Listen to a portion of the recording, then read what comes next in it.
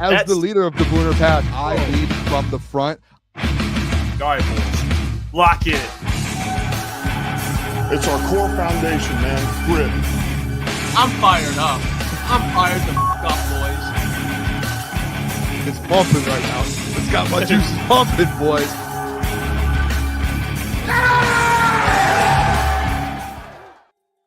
All right, here we go. I don't know if there's people watching. Crunch Time Sports, Christmas Eve, December 24th. It's Booner. You have Booner today. I'm going to be honest. I think Jeff is going to be here soon at some point throughout the show. I do not know when. Think he's behind a little bit. He will be here at some point. But hey, Merry Christmas to everybody. Thank you for tuning in. I'm just gonna hey, Christmas Eve show. We're just gonna do this thing. We're gonna roll through it. Interactive show with the chat here. So I see people in the chat. I see Greg, Mike Reed, Shift God, who else? Vincent E, Coach Walk. Who else do we have here? Motor Cities, Street Scene. Hey, we have a lot of people here. So if you guys are here, we're going to do like a little interactive show. Hey, Freddie Felt's here. Hey, Freddie, stick around, brother. Let's go. We're going to keep this thing rolling. This is what this is right now. I'll tell you what. This is the Booner Path Show. I know people are like, oh, I don't want Booner for 2 hours. You got Booner for 2 hours. Merry Christmas. Let's go. We're talking Lions football. We're going to talk everything. Maybe we'll talk college football. Pistons played last night. Big win. So maybe we'll talk some Pistons. If Jeff hops on, maybe we'll go some Pistons. I've got a show layout here for the people. Dan Campbell spoke yesterday. We have a chance potentially at the 1 seed next Monday, fellas. Monday Night Football. We have a chance at that potentially. We got to see Green Bay. Green Bay looked good yesterday. Green Bay looked real good. Shout out Rebel in the chat. Appreciate you tuning in. Drew Sai. I hope I pronounced that right. Hey, Shift God said the Lakers found out. They did. Hey, that was a great game too. Shout out Cade. Like that whole team. They're playing very, very good. But yeah, so listen, I think I have a pretty good show planned for you guys. We're going to talk about the Detroit Lions injuries. There's some injury updates. There's a couple good updates. Dan Campbell spoke with the media yesterday. I want to do this with the people in the chat. Since it's just me right now, it's basically, this is like a one-on-one interview. I want to do Detroit Lions player grades today. I've been thinking about doing it over the last week and throwing it in our prep and kind of getting that thing going. I'm interested to see where people think throughout the season, especially the last 2 weeks with the loss to Buffalo. And then, you get that win here in Chicago. I'm interested to see where some people are at with some player grades, especially with some new guys like Iffy and how Terrion played. Meek. Dan Campbell actually spoke about Meek, and we're going to get to that in a little bit. I have a couple articles, too, that I want to go through here. Pride of Detroit had released one about different playoff picture scenarios and seedings, which is interesting to me because, guys, I talk about the Booner Path all the time. But there is a chance, things don't always go your way. There's a chance the Lions drop to the 5 seed, and they're on the road for the whole playoffs. So we'll talk about that a little bit. The doc, I tried to get the doc on. I'll say this. Shout out the doc. It is Christmas Eve, Christmas tomorrow.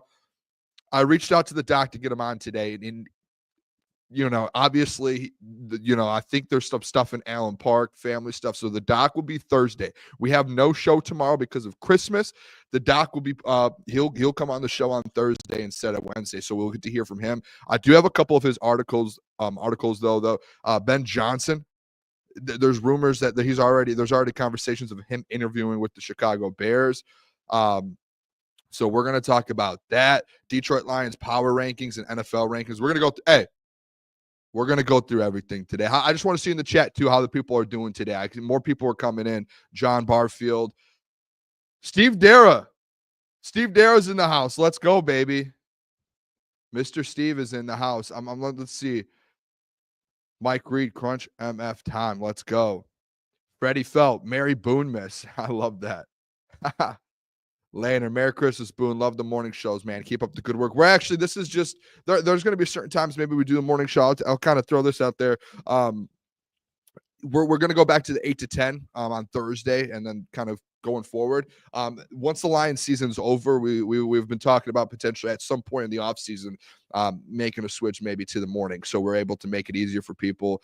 People can watch the show throughout the whole day, all of that. So if people are like, hey, we want the morning show. We want a morning show. We want to go in the morning because 8 to 10, man. That's tough. I get it. There's people who like, you're about to go to bed, you're getting ready for the next day. So I get it. So, hopefully in the next couple months, 5 to 6 months, I know it's a long timetable. We have to get through this Lions season first. Once we get through that, then we're able to start switching things up and making some moves for the next season. Shift God said, I have a good feeling the Vikings lose Sunday. I hope so. I mean, the Packers looked good yesterday. I know it was versus the Saints, but man, I mean, they're going on the road. It's tough to sweep a team in the division, even though the Lions have almost done it. They just have to beat the Vikings to do it for every single team and undefeated in the division. But you would think that the Packers get this one done. You would think, honestly, as long as I hope everyone stays healthy there. I know Christian Watson was going through some stuff. There was a few things there. All right, let's start the show here, and I'm going to be in the chat a lot today, just because it's just me today. So if you guys have stuff in the chat, questions, anything, I'll answer them throughout. Maybe we'll do an extended mailbag as well. Freddie said, I'm beating. Hey, this will be a fun show too. It's Christmas Eve. I wrapped gifts until 2 a.m. last night, trying to wrap some gifts and get this thing rolling. So it's going to be a fun show here for the people. This is a cheerful show, a Booner Path show. Freddie said, I'm beating the Niners 50-7 at halftime in Madden 25. I don't have the new Madden. I've just been playing the college football game, to be honest. Jesse said, thanks for the show today, boys. I'm stuck at work until noon, so watching this until I can leave. Love that, Jesse. Jesse, maybe we'll get some college football in at the end of the show too. So if you have anything in college football, we can talk about that, because Ohio State, interesting things going on over there. Interesting things. Jesse said it took you that long to wrap gifts. Listen, this is my problem with wrapping gifts. I don't know where people are at with that. I like to wrap my gifts nice. Like, I want them to look good, so they take time. It takes time to look good, So that's all it is. It's not that it's bad wrapping or anything. I want my gifts to look really nice, so I take my time. Laner said the Doc big time. Doc did not confirm, not big time. Did not big time us. We were trying to. We were asking for a pretty big favor instead of doing Wednesday since it's Christmas to cancel since we don't have a show. Try to get him on Christmas Eve, which is, kind of an extended holiday there. So it's all good. No big deal with the Doc. We love the Doc. We'll see him Thursday. Absolute legend. Love the Doc. We're going to actually go through some of his articles today. We're going to use some of his articles in the show. All right, let's get why don't we just get this thing rolling here, huh? Injury update. Let's do this. I don't know if you guys watched Dan Campbell's press conference yesterday. There were some things that came out. I was hoping to get better news. I don't know about you guys, but looking at the IR, it's like, hey, when are some of these guys going to come back? Dan Campbell actually spoke about it yesterday and brought it, and someone asked him about it. The one that was like, okay, he's probably coming back is Germ. Germ's probably coming back. The Anzo one, I was hoping to be like, hey, Christmas is over. Let's get this man off the IR. That didn't seem as confident, but it seems like he's working his way back. There's guys though, like, and I'm interested in the chat to see what people think, but like the commish, the fact that he's like behind in his rehab a couple weeks ago, he came out and said, yeah, he's probably not coming. Like that's a big hit to me, especially with the way your D line needed to be. But all right, here's Dan Campbell talking about some injuries here. He's got an injury update on Germ and Anzo. Yep, I see Graham coming back. I think Or Graham. He's going to slip right back at left guard and start for us. It'll be great. And are any people you see starting back this week at all? We'll see where Germ's at. He's somebody that's a potential candidate. Jalen Reeves-Maven. We started him last week. He got a practice or two. We're going to get him more this week, see how he feels, where it's at, and he is somebody that could potentially be brought up. Okay. Now listen, that wasn't – all right, I'll just say this with that. The Anzo thing wasn't in there. He says it right after that, and the Anzo thing was, hey, he's starting to work his way back, and they're pretty optimistic about getting him back in the next couple of weeks. The Graham Glasgow thing, and I was hoping it wouldn't become a thing, and I don't think it has. I think we know the Christian Mahogany situation, because Christian Mahogany looked extremely good. Graham is the starting left guard. He will be for the rest of the year. I don't know if there's people on air or Twitter or whatever that are talking about maybe, getting Christian Mahogany. That's going to be still a waiting game. You just have that, like, that's like your that's like your secret weapon in your back pocket sitting there with Christian Mahogany. So the Christian Mahogany thing, I'm not like that too worried about. I still think Graham's going to end up being the guy. And shout out Vincent here too. He said, germ veteran presence we need. Yeah, especially like on special teams. I know like people laugh, oh, special teams isn't that big of a deal. On this Lions team, special teams is huge. They look at that as like offense and defense. So getting Germ back there, and then when you get in the linebacking room, look at all the situations here with Germ. Like you look at, they had to bring so many guys in because Rodrigo went down, Anzo went down. To have Germ, like you brought in Quan Alexander, you brought in Jamal Adams to play linebacker. Germ to be able to come back, and like you noticed last week, those guys weren't active. Quan was not active. He was on the inactive list. Jamal Adams did not get pulled up to the active roster. They had one more time to pull him up. They did not pull him up. So I think they'll be able to potentially in the next couple of weeks, but they didn't pull him up. And to have Germ back to kind of fill in that room, now you have Jack Campbell, in the next week or so, Alex Anzalone, Ben Neiman, Dan Campbell. He talked to, if you guys watched the press conference, I don't have the clip of it. He gave a couple people defensively who stood out, and we're going to talk about a couple of those guys. The one I don't have clipped, he talked about Ben Neiman, how good Ben Neiman was for this team. And then you have Trevor Nowatzki. You have now Germ. That's now you have a solid linebacking room. And you don't have to worry about like the Quan and Jamal Adams. Those guys that came in for a little bit gave you something and then just really didn't get much out of them. Now you're starting to get some guys back and you're starting to get some things rolling here. So I think that's one of the bigger ones. And then once Anzo gets back, this defense, they start, you just got Iffy, Anzo, and Germ. You see what I'm saying here? You guys catching that? And Freddie Felt said he's a luxury booner. He really is. Like, and then, I think he's talking about Christian Mahogany too. But he really is. John Henry said here, he said, just keep an eye on what almost said Graham Blank. Wow. Green Bay does with the injury report this week. That'll help us get an idea of what the Packers are doing. Lions win out still, but this is an interesting strategy. Yeah, I was actually thinking the same thing, John, last night when I was watching the game, because they're already kind of set in those last two seeds there, I believe it is. So maybe they look at, hey, who are we going to play if we win or if we lose? Do we have a better matchup? Where like you do look at those things. I don't think there's a way with the Lions and the Vikings having 13 wins.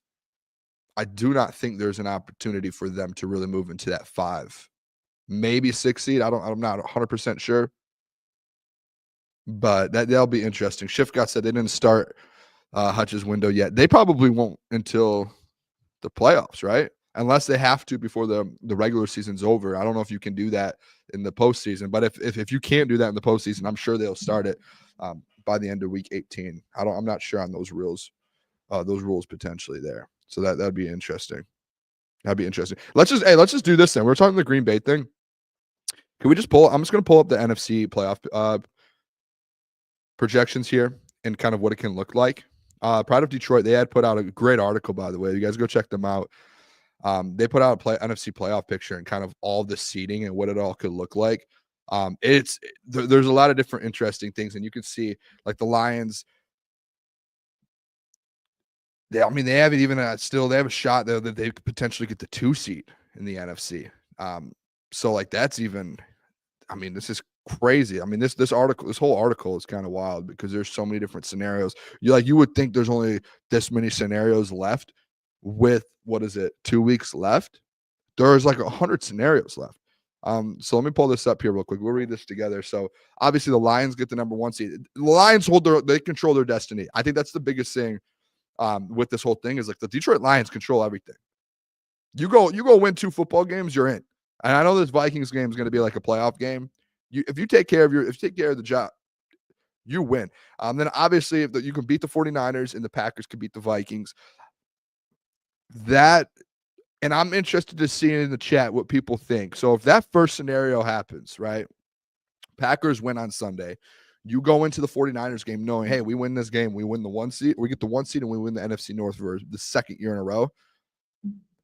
I'm interested to see the Dan Campbell decision the week after on resting players because Dan has been it's been known that Dan Campbell does not want to rest players.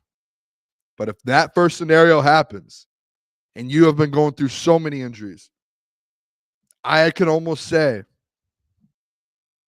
there will be some guys rested. You're not resting the starters, but what I'm saying, a guy like, for example, Graham Glasgow, who has been going through injuries, and it's like, hey, we can get this man 2 weeks off to get his body right and get going. Or a guy like Taylor Decker, who was fighting through injuries. You can get him a little bit of rest. You guys see what I'm saying here? And I know Coach Walk said 2 weeks of rest. I don't think that's good. I'm with you on that. I'm not saying rest like May. I'm just saying guys who are beat up and who have been going through injuries all year long. And you're like, man, this guy, like Brian Branch, for example, who has had this calf injury, and he struggled a bit on Sunday. He gave up 7 catches for like 70 or 80 yards. And he's still flying around playing really well. But it was like you could tell a little bit, maybe a little step behind. And if he has to play again this week for the NFC North, win it, and you're like, hey, he's got a calf strain, man. You got to give him 2 weeks rest, right? Like for a playoff push. You have to. You guys, like, am I crazy for thinking that? I don't think so. I don't think so. I'm not saying rest like Jared Goff or Jameer or like the guys who aren't. These guys who aren't injured, you play them week 18 if you've already clinched everything, because the 2 weeks. I'm with Coach Walk. 2 weeks rest is a long time. That's a long time. You can get out of rhythm, all of that. I think we actually saw last year the 49ers. I think, I could be wrong. I think they played, so they knew they already had the 1 seed in week 18. I think they played some of their guys like the first half and then rested the second half. I could be wrong with that. If anyone knows, throw that in the chat. I could be completely wrong. But yeah, the 2 weeks of rest, that's the question. Third scenario here. Lions lose to the 49ers, Vikings lose to Packers, Lions tie Viking. That one's crazy. That I'm not with that one. I'm not with that one. And Coach Walk said, yeah, Brian Branch only played because of Brandon Joseph got the DUI on Saturday night. Yeah, I don't know. I feel like Brian Branch, I was pretty sad. I know he was hurt and he was like limited practice. I feel like he was going to play no matter what. I had a feeling that they were rolling with him no matter what. The Brandon Joseph situation, that's brutal. Because when you looked at the snap count, this was what I brought it up yesterday. We looked at the snap count. You looked at the DB's defensive snap counts, not talking, obviously, some of those guys, Kendall Vildor and them playing on special teams. But you look at the snap count defensively, you only had 5. I think it was 5 defensive backs play. You had Terrion, Amik as your corners.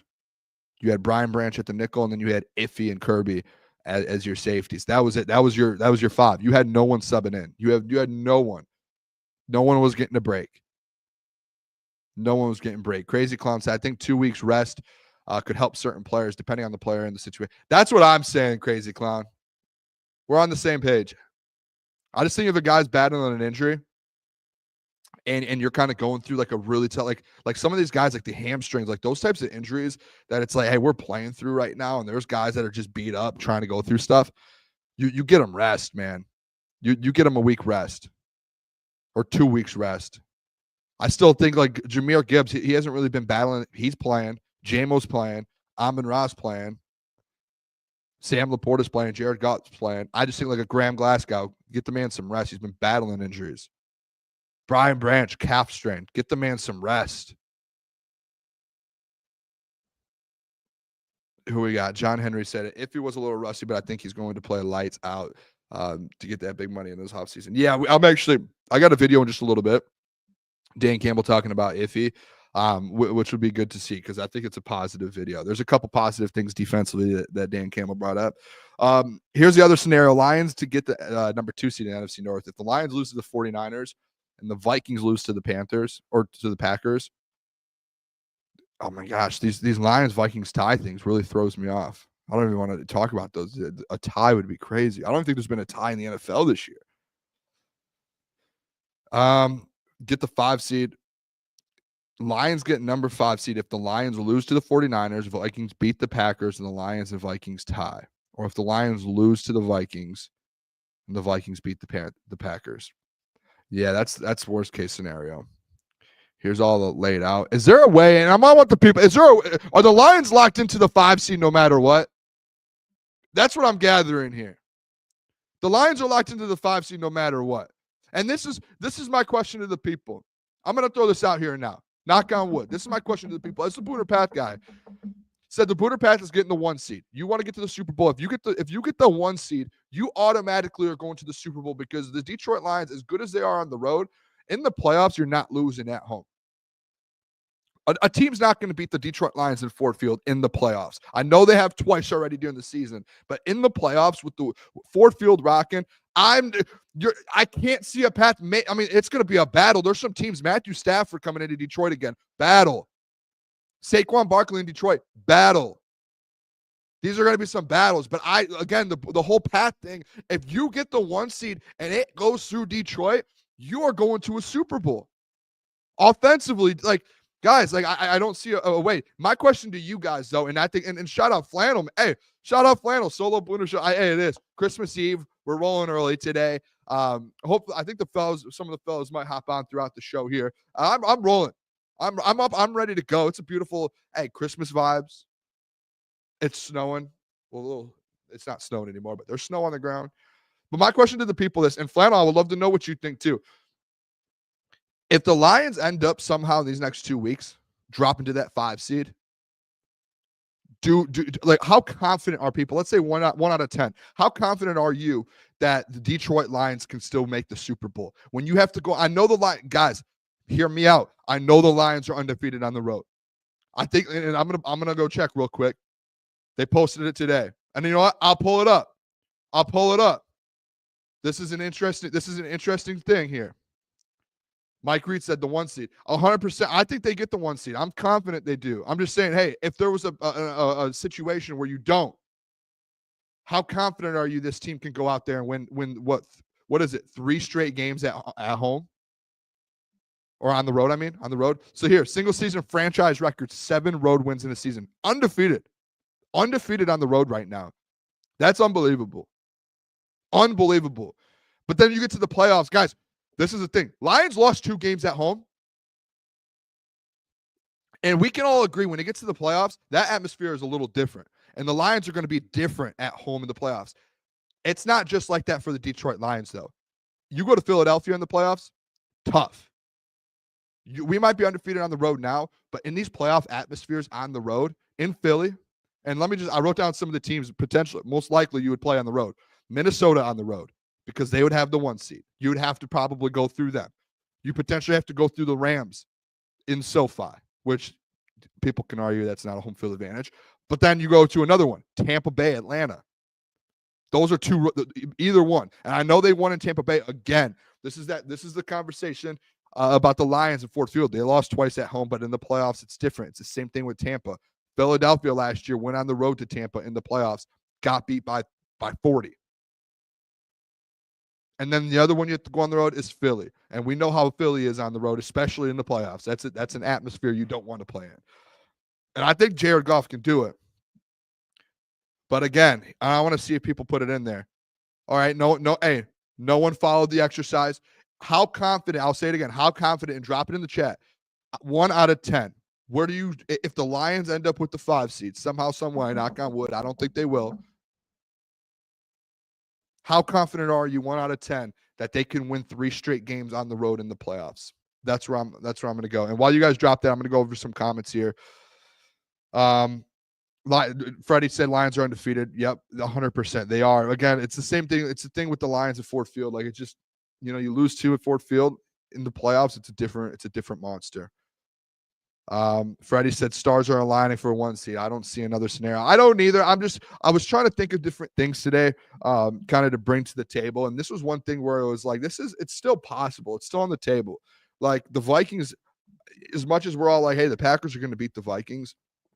Listen, man, like I thought the Seahawks were going to beat the Vikings. This Vikings team's just pulling everything out of nowhere, and they're winning football games. So it's like I could see them beating the Packers and then you having to win one more game to get the 1 seed. The 49ers have sent stars. It's not to see a Lions win on Monday night. Yeah, there are some guys that are hurt. Daniel, he said, what's up, Daniel? Mike Reed, I'm confident. Greg said GM Booner. Yeah. Let me get in the booth. Let me go make some moves here. All right, here we go. We got some numbers. By the way, too, John Henry said, I already bought my playoff tickets. I sit right behind the Tin Man. Listen, John, Lions got to get that 1 seed to get that. That's the only path to getting a playoff game, a home playoff game. All right, Coach Walk said 7 out of 10. Justin Station, 9 out of 10. Suspenseful Habits, 8.5 out of 10. 9 out of 10. Okay, Kayak likes turtles. Love that. Chief Chris Smith said 8 out of 10. Greg, 9. Brendan, 9.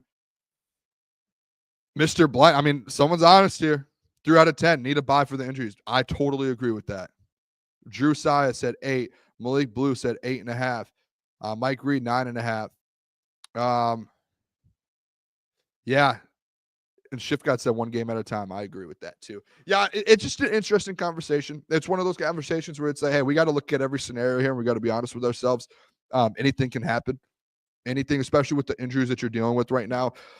We saw the defense in kind of the secondary kind of get, I mean, it was like last year. I don't know if you guys remember the whole situation last year where you're giving up 1 million yards to wide receivers. It's like that to where it's like, hey, week 18, if the Vikings win, you go into week 18, you're talking about that's either for the 1 seed or the 5 seed. And you're going up against Justin Jefferson, Jordan Addison, TJ Hawkinson, and that crew. And they've been playing at an extremely high level, just like you have. Like, they also have 13 wins, just like you. And going into that game, if it's for the 1 seed, they also have 14 wins. The crazy thing is I'm always supposed to be the most I am confident. The Booner Path is confident. I'm confident. Jesse Adams, I would say 8.3 out of 10. Booner, hard to win on the road, especially in the playoffs. It doesn't matter because we are getting the 1 seed. See, that's where I think a lot of people are at. It's like 1 seed or bust here. I was watching, I don't know if you guys watched the Aaron Rodgers documentary. That Packers team, though, going on the road and making a run to go win the Super Bowl, I think, I'm pretty sure, they were on the road the whole playoffs. Now let me go check here and I want to double check that. Yeah, like it's like a situation where the Pack, I mean, dude, they went to Philly, won. They went to Atlanta, won.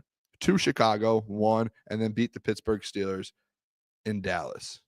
I guess Arlington. So, I mean, it's not like if you get the 5 seed, you're done. Like, no, you could still make it. Don't ever count out a Dan Campbell team. Let's not do that.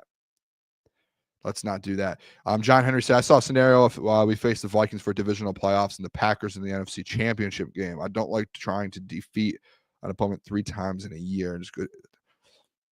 Yeah, that's tough.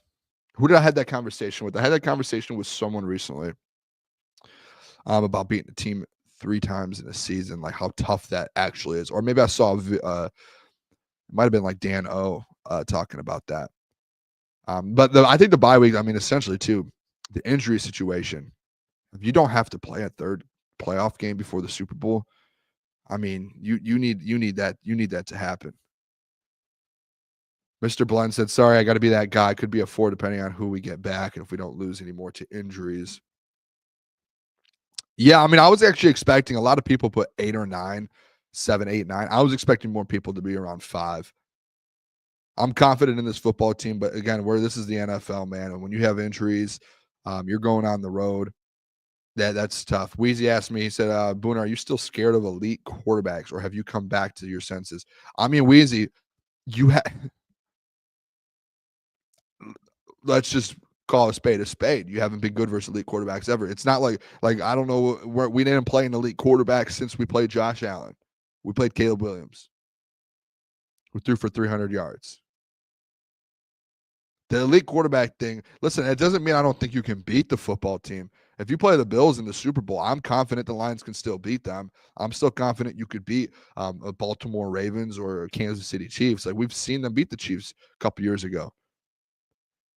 I'm more so on the fact it's like, hey, those, like, you blow teams out you're supposed to blow out. You beat the teams you're supposed to beat.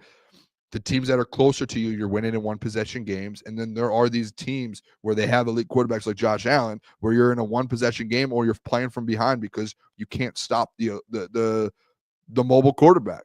That's the problem. I think every Lions fan, and I'll say this, Weezy, this is how I can easily find a Lions fan that's just as slappy, is if you can't admit that some of these elite quarterbacks have been a problem to this Lions team. Because if I left here, hopped in my car, drove to Allen Park, and sat across the table from Dan Campbell, and then right after that, I went over and talked to AG, and I asked them both the same question. Hey, have you guys struggled with elite quarterbacks like Josh Allen? Yes. We haven't been able to figure that out. This isn't just a me making things up. This is a legit, like, you saw what Josh Allen did last Sunday. You couldn't stop him. Now, maybe if you had a full defense like next year, when all these guys are back, you have Zadarius setting the edge. You have Aiden Hutchinson on the other edge setting it. You have Aleem healthy. You have DJ Reader healthy. Anzo, Jack Campbell, Derek Barnes is back. Carlton Davis, or maybe you go out and get another elite corner, Terrion, and the safeties, and then you have Iffy coming off. Okay, maybe with that defense, a fully healthy defense, we could talk about stopping an elite quarterback. But like current moment, Josh Allen had an MVP game against us. You could still win the game and not stop him. You just have to go out there and outscore him, which they tried to do last Sunday, lost by 6. They almost did it. In the Super Bowl, I think, hey, you can get that done. You can find a way to outscore them. I mean, you have to be perfect, but I think you could. Bills defense is just as, they're just as Swiss cheese as we have been at some points. They have a lot of holes as well. They have some dudes, but they also have some holes. John Henry said, hey, it's a 5 for me, a coin flip. Wouldn't have it any other way. The cardiac cats will have me in the ER, just not at the DMC. Yeah, hey, listen, if the Lions have to go on the road throughout the playoffs, if that somehow happens, if something crazy happens, I'm confident still. I'm going into every game. You know what? You probably are favored in some road games. Hey, wild card weekend, you go on the road to LA, guess what? You're favored. Divisional round, you go on the road to Minnesota or Green Bay, guess what? We're favored, 2.5. Conference championship, Philly, probably not favored. Probably not favored. PS1 Dungeon, undefeated on the road this year. Yeah, and PS, I've said it a couple times already. You're undefeated on the road. It's just playoffs is a different monster. It's just like in Ford Field, and I think as a Lions fan, I've just used this example a couple times on the show already. At Ford Field, you've lost 2 games, but I think the whole Lions fan base, me included, is confident that if you do get to the, NFC, if you end up getting, the 1 seed and you're playing at home, Lions aren't losing at home in the playoffs. It just won't happen. So things change, and because if we're going to use that undefeated on the road this year, then you have to use, hey, you've lost a couple games at home, so how is home field advantage? So in that sense, if you're going to tell me that, you guys all, hey, if you're going to use that as an excuse, you guys would rather go on the road and play because you're better on the road. I don't think that's the case. I just think the playoffs is a different monster. PS1 Dungeon, I would rather play the Packers or Vikings in the playoffs than the Rams or Eagles. See, that's where I get a little, I almost want to disagree, because just beating a team 3 times in a season, and then if you're saying, okay, you beat the Vikings week 18, if you beat the Vikings week 18, then you have to beat the Packers and Vikings both in the playoffs if you play them a 3rd time. That's tough. That's tough. I wonder what the record is for teams in the playoffs versus a divisional opponent for a 3rd time in the season over the last 10 years. I guess I could do that with some time off here today or tomorrow, but I'll have to check that out. Brent said at Fort Field or in a landfill, this team isn't losing again. And don't hate that. I mean, think about it. All right, so if you win, you won in Chicago. You beat the 49ers, you beat the Vikings, that's 3, and then 2 games in the playoffs and a Super Bowl. Dan said, hey, we're not winning 11 straight games. That's never going to happen. All right, just win 6, Dan. That's all you have to do. Just win 6. Shift God, we didn't lose a single playoff game at Ford Field last year. No, we didn't. No. All right. San Fran swept the Rams in 2021 and lost to them in the NFC Championship. Yeah, see, those are I think that happens more often than not. Like the third game, it's not even, listen, it's not even like that in football. That's just sports, and that's just in general. I remember coaching basketball. We would, you would play conference games, basketball, college basketball. You play a team in your conference or in your conference twice a year, and you would get to the conference tournament, or you would get to the NCAA tournament, and you have to play them a third time, a fourth time, and like if you beat them twice, like they know. I mean, at some point, like you have their number, but at some point they're going to figure something out, and like the ball's going to, the pendulum's going to swing their way at some point. It's just the way. That's just the way it works. Brandon Miller said we could beat you here, we could beat you there, we can beat you anywhere. That's funny. That is good. All right, let's do this then. Let's do this. I'm a little behind here on my prep that I made. I just want to talk Detroit Lions defense, and I'll do this because I think at some point, and listen, we're talking about the 1 seed, the 5 seed, all of that. This is the thing.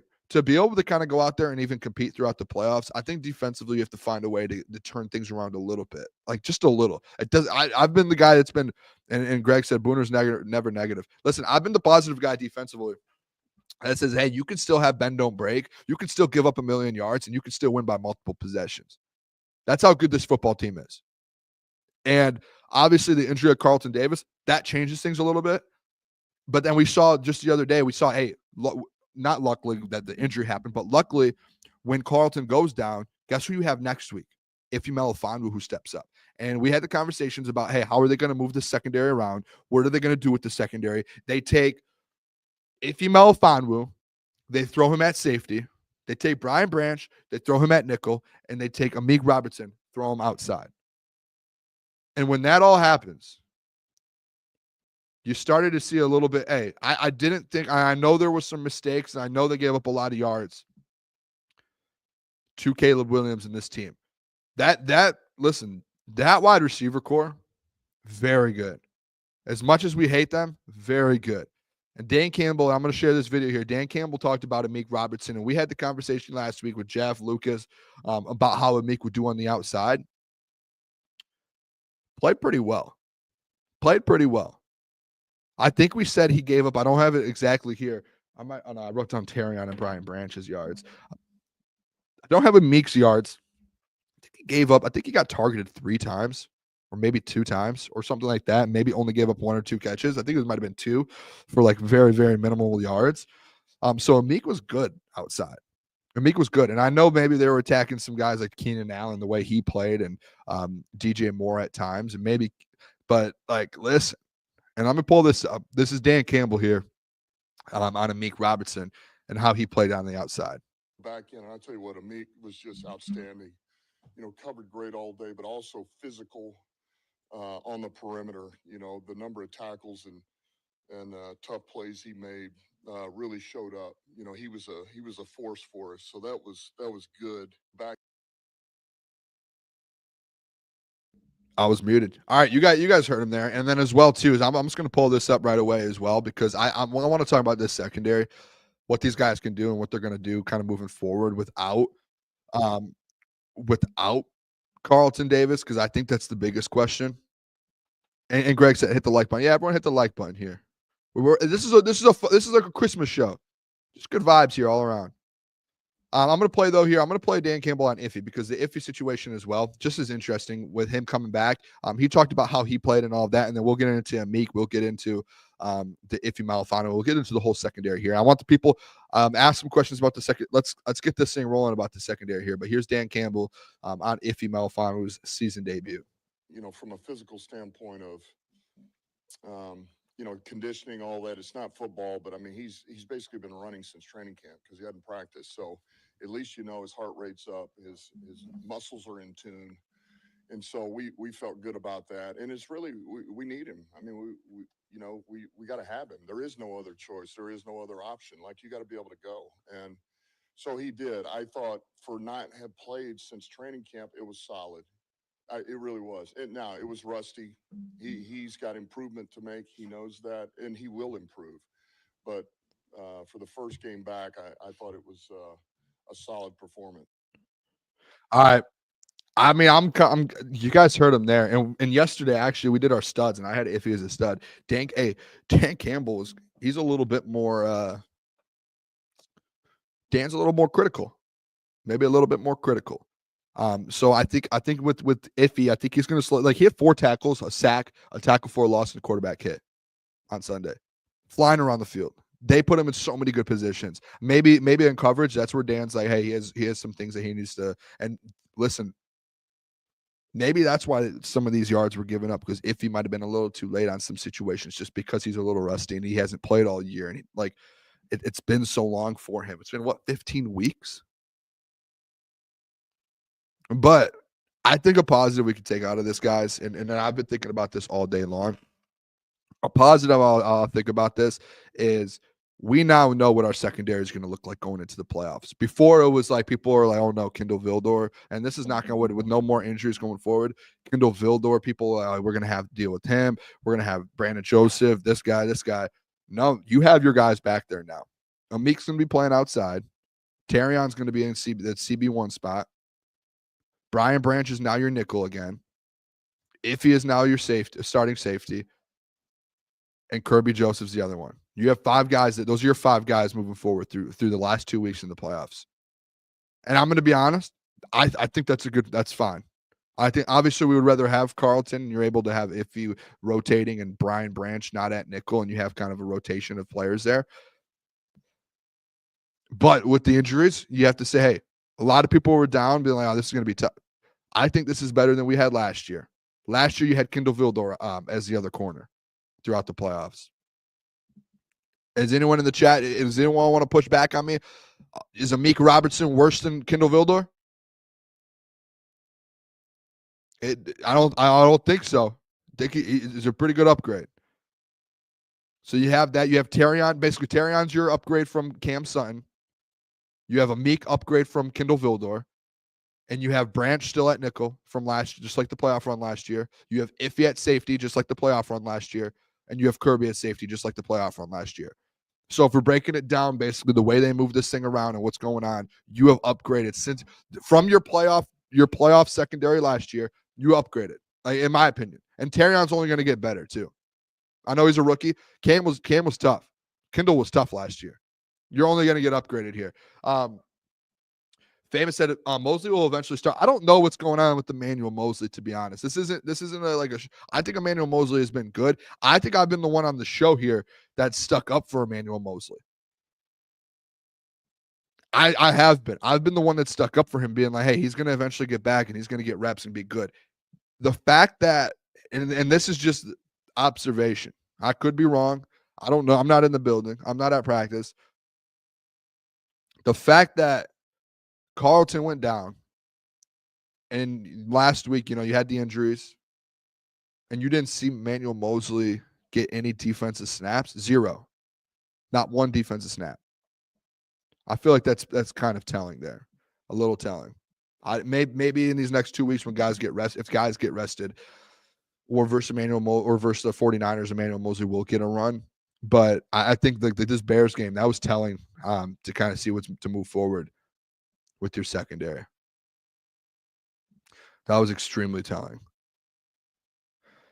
Let's see, what else do we have here? There was another question. Oh, Rakestraw. That's what Freddie Wise asked about Rakestraw. Will he be back this year? He might be back. I wouldn't, and I'll just tell this to Lions fans, I wouldn't expect, and I could be wrong. Again, take this with a grain of salt. I wouldn't expect Ennis Rakestraw to get like big snaps defensively. If he comes back, I think it would be more so like he's going to be a really good special teams guy for you. But before the injury, and I know before the injury that he had and before he got put on IR, he was getting snaps, but it wasn't like significant defensively. Like he was going, and if a guy went down mid-game or something like that, I didn't feel like maybe he was the next man up, because Kindle Vildor was still getting some run as well in those spots. And then especially coming off the IR as a rookie, like to get your first, like if you were to say, hey, let's get Ennis some big time snaps. This is just me. If I was looking at it, just to get him first time snaps in a playoff run when you're going for a Super Bowl, like, yeah, he might get some, but to expect him to have like this big, like, oh, Ennis Rakestraw's back, he's starting. I don't see that realistically. Realistically, I do not. But I'm confident. We're gonna do that. Hey, again, this is an interactive show, Christmas Eve show, solo show. 1 out of 10. I want to answer from the people in the chat. 1 out of 10. How confident are you in this secondary without Carlton Davis moving forward? Now that you got to see it versus the Bears, you got to see Amik move over. You got to see Iffy fill in. You got to see Brian Branch get back to nickel, and now Terry on BCB1. 1 out of 10. How confident are we? And I'll throw some up here on the show as we go. Coach Walk. Wow, instantly. 5 out of 10. A 5 out of 10. Wow. I'll say this. I think I was at a 5 out of 10 before last week. I think it moved up. Seeing what Amik can do and kind of the confidence Dan Campbell has in Amik, I think it moved up from 5. I think I would probably personally go 7. And I think it's an upgraded secondary from last playoff run. Brent Dewitt, 7. Jesse Adams, 6.9. Nice. Okay. PS1 Dungeon. I'm at a 7, but with lack of pressure on the quarterback, I'm at a 5. That is an issue as well. Shift God, 5. Bradley Mercer said, I'm all right with the secondary, but more concerned with the linebacker room. See, that's what Bradley, I'm kind of different on you with that, or different. Yeah, whatever that saying is. All right, that's on me. I think the linebacking room is going to slowly get back. You're going to get Anzo back within the next, probably, if I had to guess, maybe the Vikings game. Potentially the Vikings game, if not the first playoff game. And then you have Anzo, Jack Campbell. Ben Neiman's been really good. Germ's supposed to come back. Maybe you get Germ back for week 18. You might get 2 of your top 5, top 6 linebackers back before week 18 with Germ and Anzo. And now you have Germ, Anzo, Jack Campbell, Ben Neiman, Trevor Nowatzki. Now you have 5 legit dudes there. The only ones you're missing. I mean, Derek Barnes potentially at some point. Who knows? No one's really asked about him. I can ask the doc on Thursday. Malik said I'm around a 7. Let's see. Coach Walk, this is a good point too. Just the receivers that we're going to face. Like, you even look at it. Let's say week 18. I don't even get next week with Debo and them. I'm not even going to talk about that. I do think they have some guys but they don't even have Brandon Ayuk. More so like Vikings, Jordan Addison, Justin Jefferson in the playoffs. The Rams, Cooper Kupp, Puka Nacua, Eagles, AJ Brown, Devontae Smith. Who am I missing here? Green Bay. They have a bunch of different ones. Easy E. I wonder if this is easy. It's like Easy's burner. Clock me at a 6. Don't hate that either. Probably at a 6.5. Yeah, I think that's fair. I think 6.5, 6 to 7 is probably good.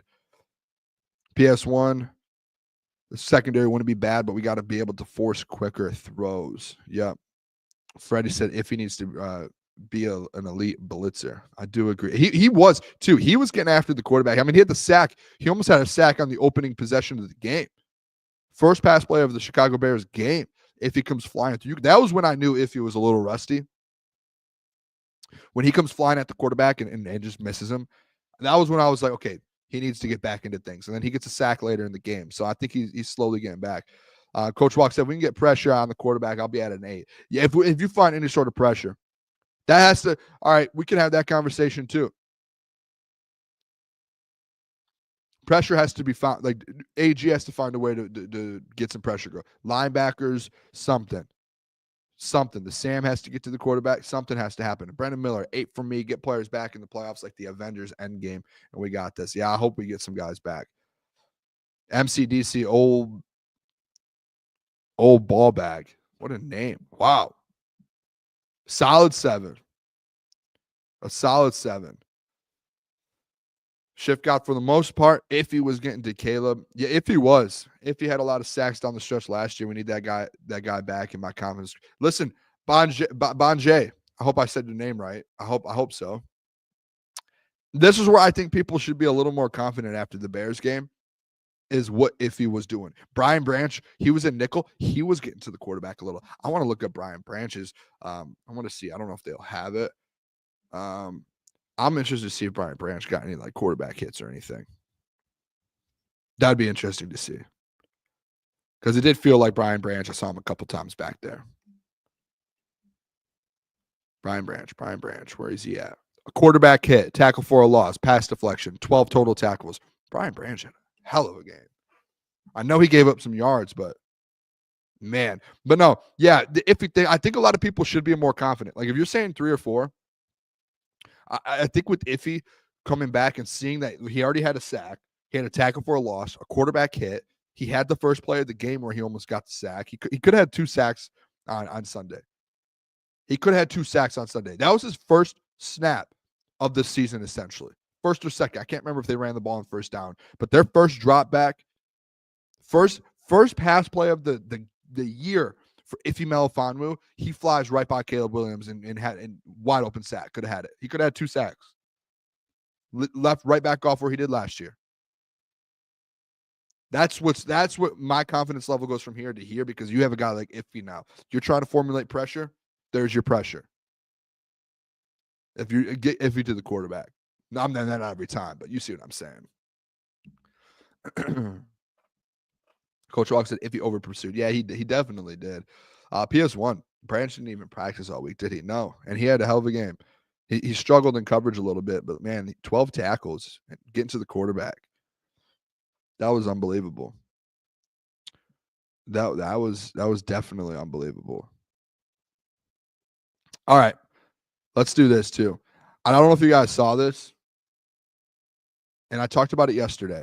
And you know what I'll do? I'll pull up my tweet as well, because I broke it down a little bit, and we're switching sides of the balls. We're going over to the offense. We're going to the offense. We're talking about Jameson Williams, fellas. I had put a tweet out yesterday, and I talked about this on the show. Just looking at JMO versus the 2022 draft class. And Dan Campbell, he had talked about Jameson Williams in his game yesterday.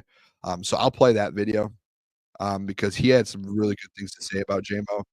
He actually said JMO had the best game of his career. Best game of his career. And it wasn't just because he had the, 140 yard, whatever the yardage was not that. He said it was everything else. Run block. And then you can add in the plays.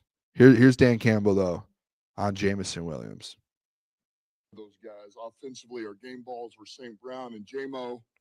You know, both of those guys had huge games. And really, it was probably JMO's best game he's had since he's been here. And I'm talking about from run blocking as well as the pass game, which everybody sees. So that was those guys off. Beautiful. Hey, Jameson Williams. Waymo, baby. He is starting to come into, and you know what? Mr. Blend said this. This is a great question, because this is what I talked about yesterday. And now that I have the floor here to myself today, we could talk about it a little bit more with JMO. There was a lot of people out there. I'll tell you what, a lot of people out there. And I know it's easy to criticize. And yes, when guys aren't playing well, you can criticize. I do it sometimes too, criticize players. You have to. That's the job. That's the nature of the game. That's what this game's about. If you play bad, you're going to get criticized. If you play good, they're going to let you know. You're going to get credit. The biggest question over the last 2 seasons has been not, hey, can JMO produce? Can he do this? It's that he was picked. You traded up in 2022. You traded up to the 12th overall pick to draft a wide receiver who had just torn his ACL in the national championship game or college football playoff game. And you had guys like Garrett Wilson, Chris Olave, Drake London, all also get drafted in that same draft class, which I believe all of them went before JMO, so you didn't have that opportunity and that luxury to get one of them. But over the last 2 years, there was a lot of people who just kept saying, hey, it's not that JMO can be your wide receiver too. It has nothing to do with that. Yeah, we would love for him to go out there and get 500, 600, 700 yards. The whole thing was, can Jameson Williams live up to being the number 12 overall pick? That was the question. And you know what? Fairly so, because you did trade up to go number 12 and get him at 12. You did do that. So if you get a guy at 12, listen, you expect him to be a top 15, draft pick type player. It's just like you get Penei Sewell. You expect him to be one of the best. Just like Aiden Hutchinson, you expect him. You draft him 2nd overall. You expect that. And for JMO, 12th overall, you expect that. And I think finally, You're finally starting to see that, and you're starting to see what he's doing. And I had tweeted it out yesterday, and I said it on the show yesterday. If you were here yesterday, I had brought it up. I truly believe it. And if someone in the chat wants to disagree, or if you have another side to this, I would love to know. This season alone, I'm not talking about career-wise or this or that, or, hey, how is this player as an actual player, skill set, all this. But I'm just saying statistically wise this season, Jameson Williams has been the best wide receiver out of that draft class. And I'm talking about, you have guys like Chris Olave, Drake London, Garrett Wilson. You have some dudes in that draft class. Khalil Shakir, a couple rounds, third, fourth, fifth round. I can't remember the exact round. Khalil Shakir's in that. But I had pulled it up and I said, all right, after the show yesterday, we've talked about it briefly. I really haven't looked at the stats completely, and then went and looked at them. We're talking like this is what's crazy to me. Jameson Williams, and we could pull up both of these here. And I have the third one. I have Garrett Wilson down there, but let's just look at Drake London and Jamo. Jamo, 2 less games played. What is that? 88 less yards. And then let's start looking at the receptions here. 83 receptions for Drake London, 47 for Jamo. This guy is playing behind one of the best wide receivers in the game in Amon-Ra St. Brown. And he still is almost has the same amount of yards as Drake London. All right, and then you go, all right, well, what are the targets looks like? Jameson Williams, 75. Almost can not double it, but what would that be? 50, 60 more targets, 127 targets. And they're like, oh, well, Drake London's wide receiver 1, right? Drake London's wide receiver 1. He's probably going to have more touchdowns. He gets talked about like he's a Pro Bowler, all-pro player. Like, people love Drake London. Oh, what about touchdowns? Jamo, 6 touchdowns. Drake London, 7. Again, these stats, guys, if Jameson Williams, let's just do this quick math real quick. Let's do this real quick. And I know that Jameson, you'd be like, well, Jamo got suspended. You can, you don't want to give him credit for those 2 games he didn't play because he got suspended. I don't care. 68 yards a game for Jameson Williams. If he's played in all of his games, he would already have broken 1,000 yards. 1,020. If he played the same amount of games as Drake London, he would have over 1,000 yards right now. He would have more yards, and you could argue in those 2 games, he probably gets a touchdown. And he would probably have 7 touchdowns sitting there with Drake London. That's your wide receiver 2. That's how good this offense is. Wide receiver 2, putting up numbers of the wide receiver 1 in Atlanta. And then, yeah, we got the conversations, who has the quarterback, the situation, all of that. Well, yeah, I get that. But either way, you're talking about 35 more targets, 36 more, not targets, receptions. Drake London's touched the ball 36 more times. That's how electric, that's how good, that's how much of a playmaker Jameson Williams is. I had talked about early on last year, I don't know if you guys remember, I had talked about Jamo with his speed and playmaking ability. Could potentially, like I had said, he was probably the has the highest ceiling on this football team based off his playmaking ability. Tyreek level-esque with the speed and the playmaking to where you get him in space. He's not even just in space with the ball. I'm talking about, you see all the time with Tua, Tyreek beats his player off the ball, and he is wide open down the field, and you throw a 50-yard bomb, and no one's around him. That's what Jameson Williams is. Now, Tyreek had made obviously a different player, all pro. But I'm telling you what, man, Jamo has that ceiling. It's different. And then I can even move down here. Let me Garrett Wilson. 15 games played as well. Jamo 13. About what? Is that 90? 97 less yards. And this is the shocking one for Garrett Wilson. You could be like, well, Garrett Wilson, he's not on a great team. The man has 142 targets. Jamo has 75. He literally has basically double his targets. Garrett Wilson does. And less than 100 yards difference. 83 receptions to 47. I mean, it's ridiculous, guys. It's ridiculous. Jameson Williams, man, wide receiver. I mean, on certain teams, he's a wide receiver one. Wide receiver one. Freddie Wise, JMO way better than Addison. I think that's proven. That's known. Yeah, at this point. There were a lot of people, I think, around the conference or the division, I apologize, that wanted to say Addison's way better. Addison's this, that. Come on. Come on now. You throw JMO on you throw JMO on a team that doesn't have a wide receiver one right now. JMO's probably putting up numbers 1,400, 1,500 yards. That's just a fact. You give him more opportunities and more, if you more than 70 targets, JMO's making something of those. And then people will be like, well, he's on an offense where there's other weapons, takes away, come on, watch the film.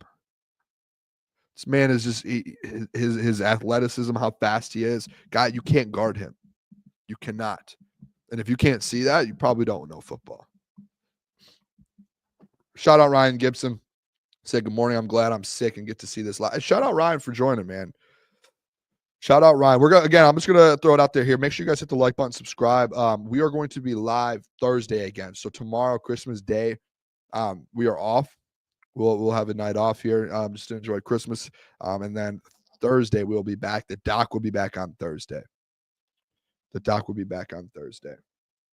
And this is what we're gonna do here. Let's see what else do I have here for the show here. It's just me today, I guess. I don't think anyone else is joining. It might just be me. You guys are stuck with Booner here for the day. Stuck with Booner. Let's do this. I'm gonna get my notepad out. Get my notes. I want to go over with the people too. And if you're in the chat, or if you're just listening and not in the chat, it's still kind of follow along here. But I want to go through over the last few weeks, kind of grading Detroit Lions, these players, and give them some grades. Because I'm interested to see, especially some of these guys who have come back from injury over the last couple of weeks. I'm interested to see kind of how people in the chat would grade some of these guys. Now that like a Jahmyr Gibbs type of deal, like I want to see that without D-Mont. What did Justin Station said? The doc probably going to have. Okay, come on now. I need to read these comments before I put them up. The doc's a legend. Come on. Tafka here, Day said, Jamo really didn't do much feinting or juking on the long touchdown catch. Dude basically just ran as fast as he could. The defenders couldn't keep up. I mean, listen. I mean, when we watch Tyreek Hill, I know Tyreek. I mean, Jamo can cut up and he can juke. He can hit routes. But you look at a guy like Tyreek. Tyreek can do the same thing, but Tyreek, you just can't keep up with him. You just can't keep up with him. He doesn't even need moves. That's where it was like over the last year or two when I compare, I say, hey, Tyreek to Jamo. It's not he's going to go up and get the 15, 1600. He's not going to do what Tyreek does. But skill set wise, the speed wise, playmaking ability wise, ceiling wise, there's no one. It's hard to find guys in the NFL that can do it. There are some fast guys who just don't have it. We see that all the time. They end up being punt returners for a living. Jamo has it, and he's fast. He has the full package. It is just like with Tyreek Hill. And if you can find the best, and this is what's going to come interesting down the stretch. Like at some point, like you're going to have Jamo next year. At some point, you're going to have to pay Jamo, and you're going to get into a position to where it's like, are you able to keep him? Like, are you willing? I look at it like this in Philadelphia, you have AJ Brown and you have Devontae Smith. Is Jamo willing to take the Devontae Smith money to where you're able to roll with those guys? I'm interested to see like a contract Jamo gets. And I know over the last couple of weeks, like a month ago, there were questions like, do people even want to like do they even want to extend Jamo with the issues that have had or this or that? I think you're kind of past that point to where like we've seen Dan Campbell publicly come out and stick up for Jamo. He's been in the building for 3 years now. So I think they're like you're gonna see an extension for Jamo. To me, it's like the money. If they don't do it, I think it's because hey, the money doesn't fit or doesn't work. But if I had to bet something, I would say, hey, he's going to get an extension at some point. Like, I'm just interested to see the price range. Let me look this up. NFL wide receiver contracts. I want to see the price range here. We could do this together. This is the good thing about doing a solo show today. We're just chopping it up. Chopping it up. I'll share my screen. We could do this together. NFL contracts. We could do this together. Let me know when you guys can see this. Are we good? Can you guys see it? Can we see it? Can I get a thumbs up? Coach Walk said, I think he'll take less money to stay on a winner, but we don't have to worry for a couple years. Yeah, I don't know that. I mean, there is a sense to where first round pick 2022, 3, 4, 5. Yeah, it doesn't come up for about another year or two. But you get to a point to where you can get that extension. And if you do get that extension, or you could say, hey, we're just going to wait until your contract's up and then we'll extend you. But this is the thing with Brad Holmes, where he has shown he extends guys when the extension is able to happen, so he can get them cheaper before that. So like if he can get Jamo at a cheaper deal without Jamo having to do more years, like if you get that extra year with Jamo and you say, hey, we're not going to extend you right away when that window opens, you still have another year or two you have another year on your contract. We're going to wait. Oh, what happens if Jamo goes out there and gets 1,300 yards, 10 touchdowns? Or you can just sign him to a contract like Devontae Smith, and he goes out there and does that, and you already have him. And like Coach Walk, exactly, before market value. And Jesse Adams said they would rather give that cash to Kirby, Branch, Gibbs over Jamo, in my opinion. I think they can do them all. Like, I still think you're going to be able to pay Kirby and Branch, and Gibbs is going to get extended. The Gibbs one's not for a couple more years. Like, that's where I think you start getting into the, hey, when this guy ends, this guy, like Gibbs is a little bit longer because he's a different draft class. The Jamo thing, I think it depends on the price. And I think if you can get Jamo at a price in here, let's go through this here real quick. I'm not going to be able to see the chat for a second, but I will pull it back up. Obviously the Justin Jefferson, this type of money, the 30 mil, we'll look over here, 30 a year. Let's ignore these ads here. I don't know these ads, but this is where you get down and you see Devontae Smith, 25 million. Nico Collins, 24 million. They got signed, it looks like, at the same exact time. That's crazy that, by the way, Nico got more than Devontae Smith, and they signed in. That's crazy in this offseason, I believe, actually. But you look at that price, like, are you willing to give Jamo 24, 25 mil? Michael Pittman got 23. Terry McLaurin got 22. Actually, let's just do this. Click on average here. I want to see the top averages. That'll help out. That'll give us a better look. Kelvin Ridley got 23 million. Kelvin just got 23. Jamo's going to ask for 20 to 25. That's a fact. That's just a fact. He's going to ask for 20 to 25. It's whether you're going to be willing to give it. Coach Walk said the salary cap will only go up. Yeah, I just don't know. That was the thing. I'm interested to see how much the salary cap situation affects, because as we know, listen, as you do know, like the salary cap's going to move, but it's not going to move to a fact to where it's drastically going to change everything and how you're going to look at it. Like it will, to where you can make a different decision, maybe one or two players, but it's not going to, I don't think it's going to make it to where it's like, hey, we're going to end up being able to get every one of these guys at that price. I don't think. Jesse said, I'm a Jamo guy, but I could see them giving cash over giving them cash over Jamo is all I'm saying. Oh, giving those guys cash. Okay, yeah, I do too. This is where you run into that situation, Jesse. Like you have to choose. There's going to be players that end up not being able to get re-signed because you've drafted so well, and you're going to have to redraft, and you're going to have to keep bringing new guys in, and you're going to have to make those decisions. There will be guys. This is what I hate about how good the Detroit, like it is so good to have a great football team. But you get into these situations to where you have to, you've been so good at drafting. You get in a spot to where it's like some of these guys aren't going to be on your team forever.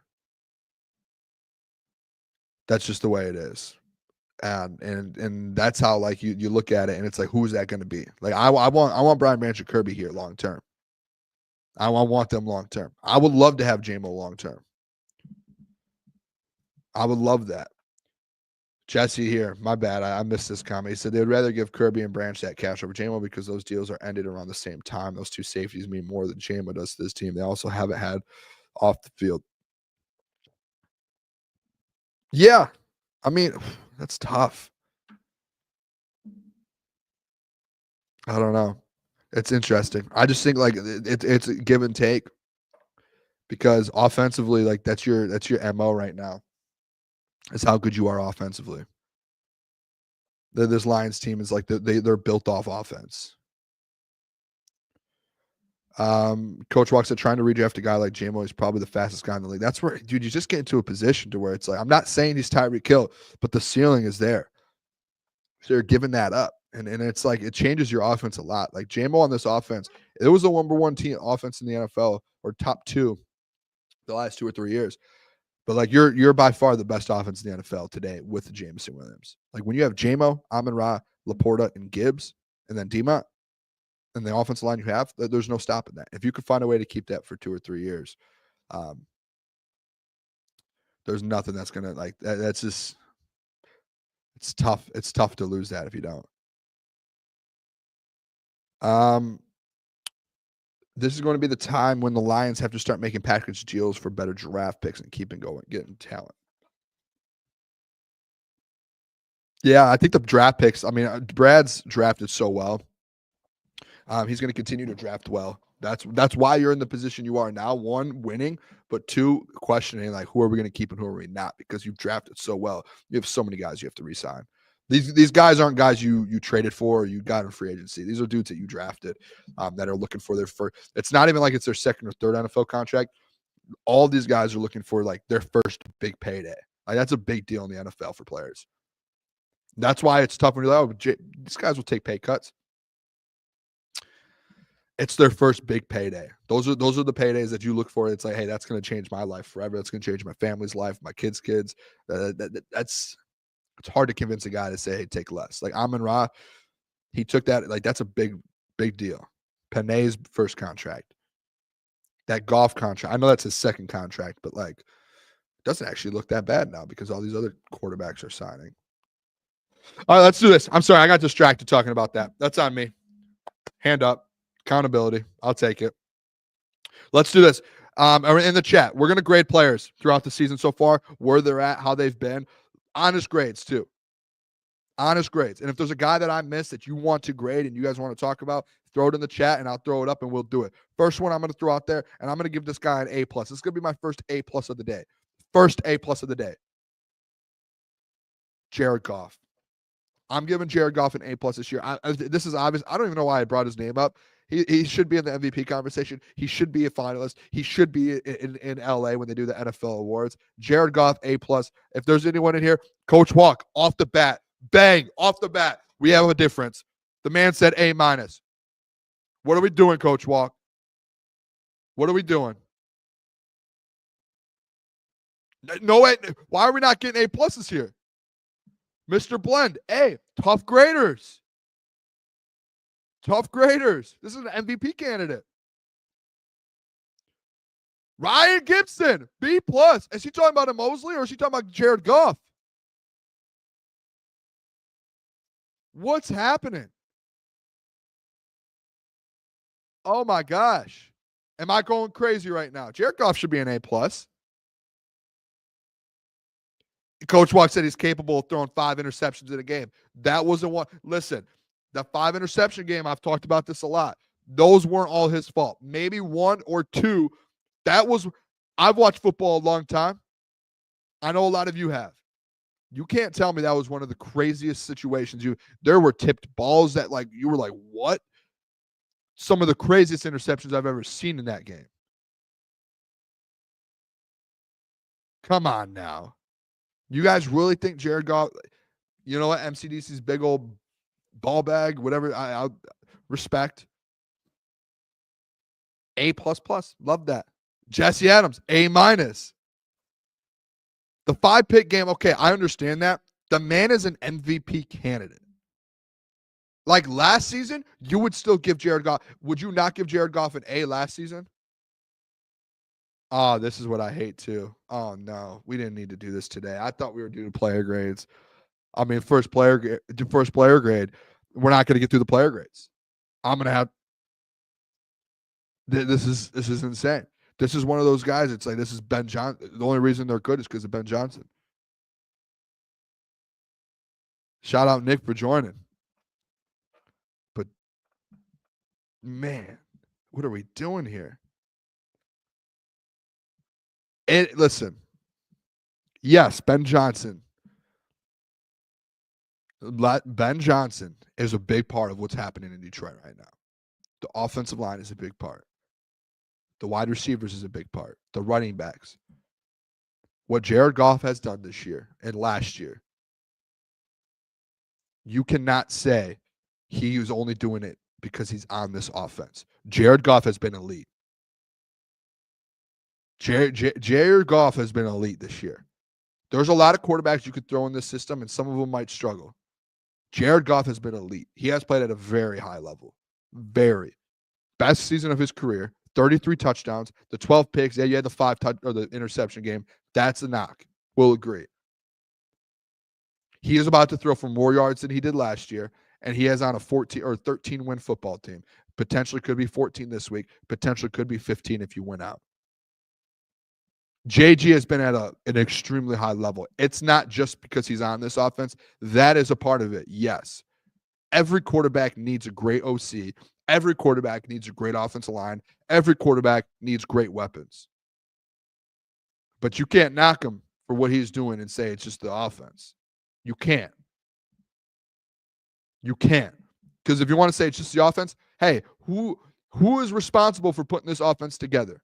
Who, before last season, sat down in a room with Ben Johnson and said, hey, we're doing this. This is what we're going to do. And they sat there for a week straight, and he was a part of the rebuild of this offense with Ben Johnson. He helped make the playbook. He helped Ben Johnson. Ben Johnson deserves he's the best OC in the game. You have to give Jared Goff just as much credit. The system is great, but Jared Goff, he runs this system at an extremely high level. Extremely high level. Where only a handful of quarterbacks in the NFL would be able to do what Jared Goff is doing. That's where I'm at with it. That is where I'm at. I've completely detoured this whole thing here. I've detoured that whole segment. That's on me. We'll do an extended mailbag too today, guys. What time will we start the show? 10:15? About 10:17? We'll go here until about 12:15 ish. So we got about 45 minutes. We'll do a mailbag. 11:45, 11:50. We'll open up a mailbag and we'll start doing mailbags. So I'm going to read some more of these Jared Goff comments because this is interesting to me. Let's see. Yeah, Tafka is a great point too. The 5 interception game, like that was such a one-off. Outside of that game, he has only thrown 5 picks total in all of the other games of the season. So we're talking about a 15-game stretch of football, right? Take one of those away. In 14 games, he's thrown 5 picks throughout the season. 14 games, he's thrown 5 picks. That's elite.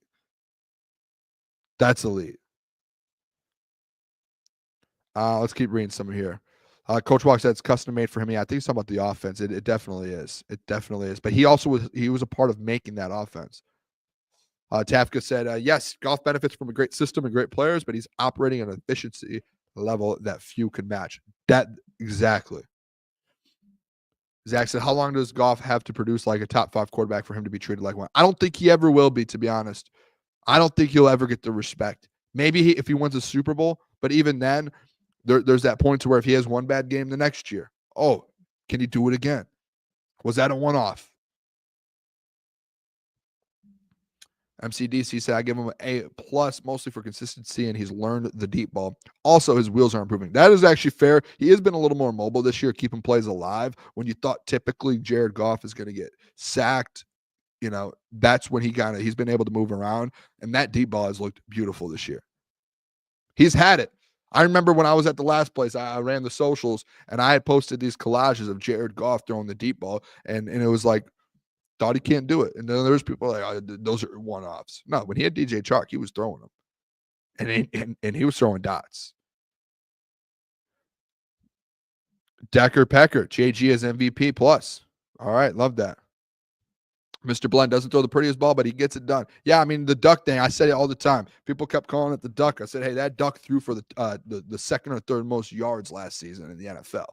So that duck was flying a lot. Wheels are improving. I guess you can say that. I mean, yeah, you can say that. I mean, it's not like he's like mobile, like running the ball and getting yards, but he has been mobile in the pocket and moving around and extending plays. I think there's a difference in that.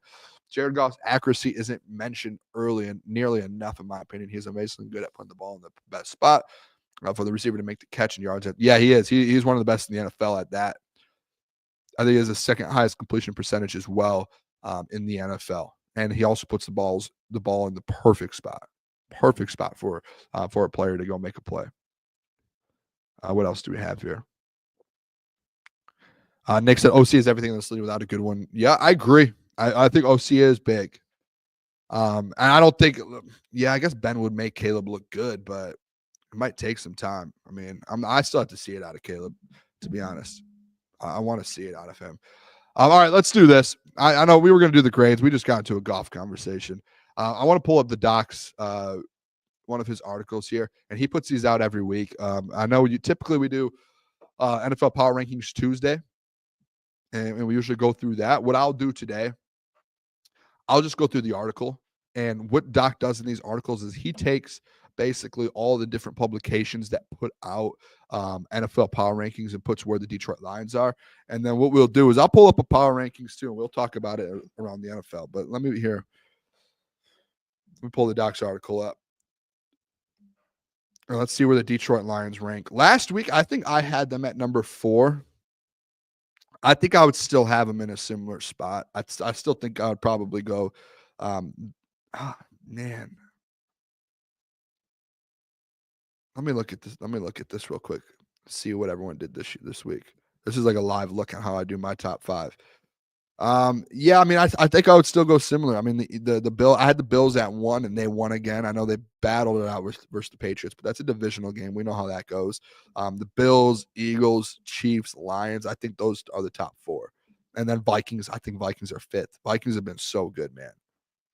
Vikings have been elite. They've been playing at such a high level. All right, let's do this. Let's look at them. We'll pull it up. This is on me. Hold on. If you guys don't, the Doc that joined our show Wednesday, Detroit Lions on SI, he has great articles here. You can see his website, unbelievable. He put out the power rankings here. Let's start off. Sports Illustrated, his publication, the company he works for. Last week they had the Detroit Lions at number 3, moving to the number 2 spot in the NFL. Moving to the number 2 spot in the NFL here. We keep going down. The Athletic. This seems like everyone's on the same page. Last week, 3rd, moving to 2nd. Oh, here's one, a different one. CBS Sports, Lions at 4 last week, move up to 3rd. So, I mean, I guess where would you guys have the Lions this week? Are they 3rd? I had them at 4th last week. Bleacher Report, 3rd to 2nd. USA Today, 3rd to 2nd. ESPN, 3rd to 2nd. What's happening right now? Look at, there's the Doc. Are the Lions the second best team in the NFL right now? Where do we have them? Nick says 3rd. I think what you saw, and I'll say this. I'll say, Mr. Blend said, what you're crediting your source. We always credit our source here. We always do. And shout out to Doc, too. I love using his stuff. He's great at what he does. Listen, I'll say it. Detroit Lions are the second best team in the NFL now. We got to see a little bit. I know, listen, they only played the Chicago Bears. And yesterday, Jeff said, hey, Booner, my meter didn't move. They still have a pulse. Pulse isn't beaten anymore. Pulse is the same after seeing the Chicago Bears. Beat them by 3 scores, fellas. Defense struggled a little bit, secondary, and getting pressure to the quarterback. I said it today. I'm going to write these names down. Terrion Arnold. Upgrade from Cam Sun. Amik Robertson, upgrade from Vildor. And I'm talking about from defense last year. Kirby, still have him in his spot.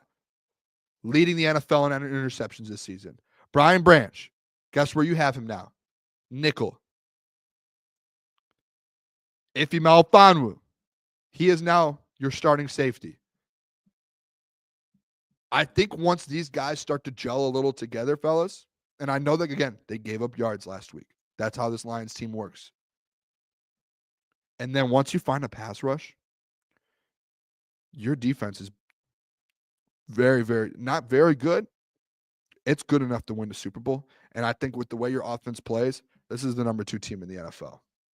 Now, you can argue, hey, well, there's Philly. There's Kansas City, where they just got back Hollywood Brown. They look good. They're 14-1.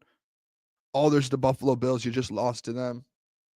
The Minnesota Vikings. I'm taking the Detroit Lions. Detroit Lions are better than the Kansas City Chiefs right now. I'm taking the Detroit Lions right now. Now that I know what they have and what they're going to look like, if you put them head-to-head versus Philadelphia Eagles, most people would say, Booner, they're not going to win that game. They're winning that football game. They're winning it. Put them head-to-head versus the Buffalo Bills for a second time. I'm confident they beat them the second time. I don't know about you guys. I am. Now, the only team I would probably put ahead them is the Buffalo Bills right now, because head-to-head you did lose to them. And we know they have the MVP on their team, so you know what they are. So if I had to go my top 5 right now, give me at number 1, give me the Buffalo Bills. At number 2, give me the Detroit Lions. At number 3, I'll slot in the Philadelphia Eagles. Number 4, the 14-1 Kansas City Chiefs with Patrick Mahomes. And then at number 5, I would probably go to the Minnesota Vikings, sitting there with 2 losses. I think they deserve a little bit of respect. I think that we're past the point with the Vikings to where I kept throwing them in my top 10 and I was getting clowned, or I put them a little higher. I was getting clowned. I think we're past the point to where it's like, oh, they're just getting lucky. Now, they're winning good football. They're out there. They're dominating. They're a good football team. Their defense, if you saw what they did versus Seahawks, that defense was suffocating. And offensively with Justin Jefferson and who they have, Aaron Jones, that's a good football team, man. That's a good football team. So I'll put them at number 5. And let me see. Maybe I'll finish out my top 10 here. And you know what? Don't hold this against me, because typically we do our graphics and I'm able to see what I did last week. Right now, I'm just off the cuff here. Off the cuff. Probably number 6. I'll throw the Green Bay Packers. So 5, I would have the Vikings. 6, I would have the Green Bay Packers. 7, I'll go out on a limb here. I would probably move the Los Angeles Rams up. 4 straight wins, 9-6, probably going to win their division. They've been playing really good football, winning 4 straight. 8, give me the Ravens. Give me the Ravens at 8. They've won 2 straight. This is the team I don't know what to do with, though, is the Steelers. Lost 2 straight. They don't look that good. They're not looking great. Give me the Commanders at 8. We might have something here too, by the way. And 9, I'll probably the 8, 9, 10. I'll probably go Steelers, Commanders. No order. Don't hold me to this. Steelers, Commanders, Chargers. That's mine. Shifcott says Steelers are frauds. Yeah, listen, I'm starting to fall away from the Steelers, Sam. I'm not going to lie. I've been big on them all year. Kind of worries me a little bit what's going on there. We might have, listen, breaking news. I think we have something here. What do we got? Whoa! Hey, what do we got? Jeez. What do we got? 90 minutes in. We got Jeff Iafrate. The greatest to never exist. Hey, so nightmare situation. No, I get it. Nightmare situation. I told no excuse. I told the people you were just a little behind. You know, you had a long. No, it wasn't. It wasn't a little behind. Booner. By the way, shout out Booner, holding it down, doing a great job. He's an excellent broadcaster, excellent friend. But you know what happened? Appreciate that. Nightmare situation.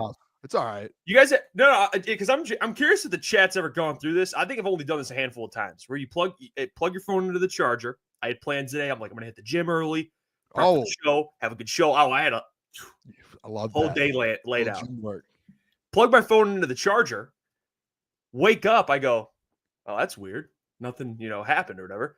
Charger was unplugged from the fucking wall. No, so phone died overnight. Messed up, man. No excuses though. Boone did a great job. He woke up. He crushed. Appreciate you all for tuning in as well. Started a little late. I wanted to make sure we put a good show on, so I was like, I'm going to start a couple minutes late and get this thing rolling. Hey, Jeff. Hey, Merry Christmas, Jeff Iafrate. Hey, Merry Christmas, Happy Holidays. I heard you talking about was that your top 10 teams? You're right now. I wasn't planning on doing top 10. We looked at the Doc's article. The Doc puts an article out just showing like all the publications on where the Detroit Lions rank. A lot of the places have the Lions at 2. Like almost everyone does. So I did my top 5. I basically said the Bills, Lions, and I know I mentioned I know you kind of are Eagles over Lions right now, which is fair. Did you speaking of, because I'm sure the number one's the Bills, right? Is that what they're doing? I think the Bills, they struggled, but I still think like they beat the Lions straight up. Like they're the best team still. Did you see that Josh Allen quote? I was watching a Nightcap last night, and Shannon and Chad were talking about it. But the Bills are saving plays, like against the Patriots. They struggled offensively a little bit. As they probably should. But then there's the Lions doing a fake trick play, like on the Bears. Be fair, it's like, Lions are saving a lot of plays too. Well, that's my point. Like, I think that's like Shannon was roasting the Bills. Is basically like, hey man, like you play to win. Like fuck saving plays. Like you should have already a bunch of plays ready for the playoffs anyway. Like, yeah, how small? What's Joe Brady like really saving? Like, that's what I think. I think Ben Johnson's bag's so deep to where it's like you can do all these things. Yeah. Like, hey, guess what? I have 700 more plays ready for the playoffs. And looks and schemes and like everything to where it's like you don't like no one's ever seen this out of the Detroit Lions before. Joe Brady, I mean, go out there and win the game because you guys almost lost. Yeah, it's like what do you mean you're fighting for a 1 seed over there. I think they might have got like eliminated from the 1 seed, to be honest. Or I think it's like they need the Chiefs to lose out and then win out or so. I don't know. Yeah, and I guess they're in a different, like they've already clinched their division. Like I guess the number 1 seed, the Chiefs have 1 loss, so it's like. But the Lions will be like, I don't care who we're facing. They were whipping out the trick plays, the whole entire bag against the Cowboys. Every game, they're ready to go every game. They don't care. So I thought that was hilarious. Who would your top 5 be? Because this was mine. I had Bills, Lions, Eagles, Chiefs, and then the Vikings. I had mentioned too. I had gotten a lot of pushback even from the chat a while ago with the Vikings, and I think it might have been Klotz too. Like, hey, I think they're still kind of frauds. I think they're at a point though, and I said this, they're at 5 for me. They have proven, the Vikings have proven to be a legit football team in the NFL right now. And I know they were frauds a couple of years ago. If you watch that Seahawks game, that defense, like, dude, they were getting to they're a problem. Like they're actually a really good team. And they're like, yeah, they might be a fraud and lose to the Lions or whatever works if they lose in the playoff. I still would sit there and be like, hey, this is still a good football team, whatever happens to them. Like that's a legit 13-win team. That's how it feels like for me. So I have them at 5. So you have Bills, Lions, Chiefs, Eagles. Chiefs. Oh, okay. Eagles, Chiefs, and then Vikings, and then the Packers at 6. You have the Chiefs at 4. Yeah. Yeah, I have the same. I think I have the same top 5. I just swapped the Eagles Lions right now. Which is fair. I think you could go either or. That's the only. So we have essentially. I wanted to ask you this. This was in my mind. This is why I'm so mad at the whole, because I had this whole thing today I wanted to bring up too, and we still have time, so we can talk about it. What team compared if you're talking, because we had this conversation before, Vikings, Packers, what would be a tougher matchup in the playoffs, do you think? I don't know. Facing the Packers 3 times or the Vikings? So 3 times at that point. I said it on the show earlier. It's a nightmare scenario if you end up with the 1 seed and you have to face both. You have to go through the playoffs and somehow face both of them. Facing 2 divisional opponents for a 3rd time and you've already beat them twice. I would probably go at this point. I think I would go Vikings because of the weapons. You'd rather face? No. I would be more worried about going against the Vikings. I think the Packers are good. They have I just think the Vikings and the Justin Jefferson, Aaron Jones, Jordan, like the weapons that they have scares me. And then now this defense, dude, that defense that they have has been like, they just keep getting better and better. And I know the Packers have a good defense, but I just think this Vikings team's playing themselves into being legit contenders, and like they're proving people wrong. I would be scared. Again, I brought it up earlier, Jeff. Nightmare scenario is you get the 1 seed and divisional round, you have to go through the Packers, and then NFC Championship game, you have to do like either or. Like one of those teams knocks off the Philadelphia Eagles, and then you have to beat 3 times in a season the Packers and the Vikings. Like that's like nightmare scenario. Yeah, at least for me.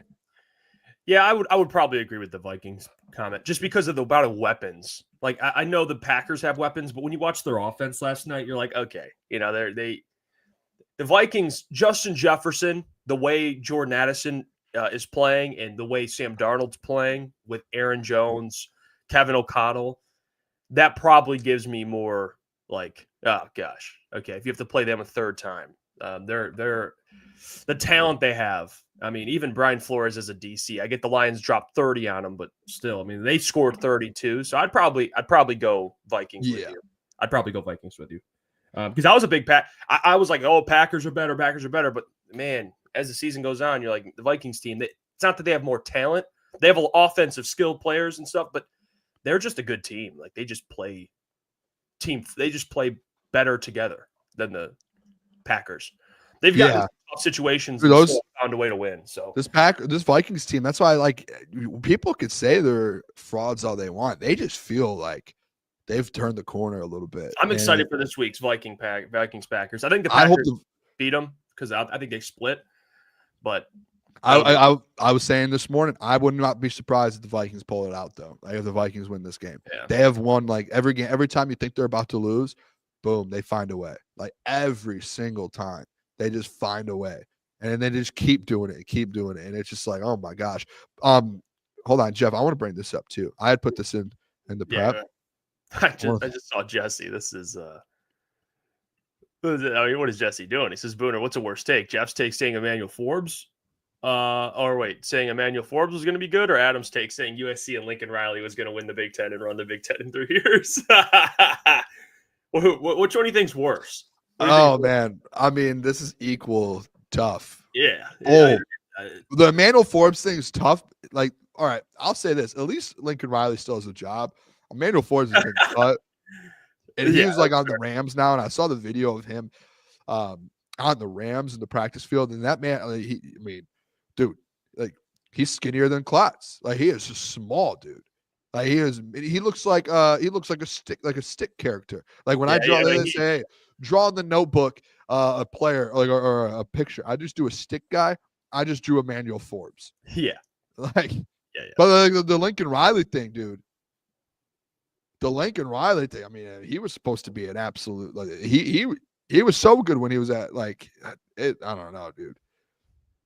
That's tough because where he went from Oklahoma to USC, and Oklahoma he had Caleb Williams, he had Kyler Murray, Spencer Rattler too. Spencer Rattler, yeah, but like that was a bust. He had the Kyler Murray though. Like he had dudes there.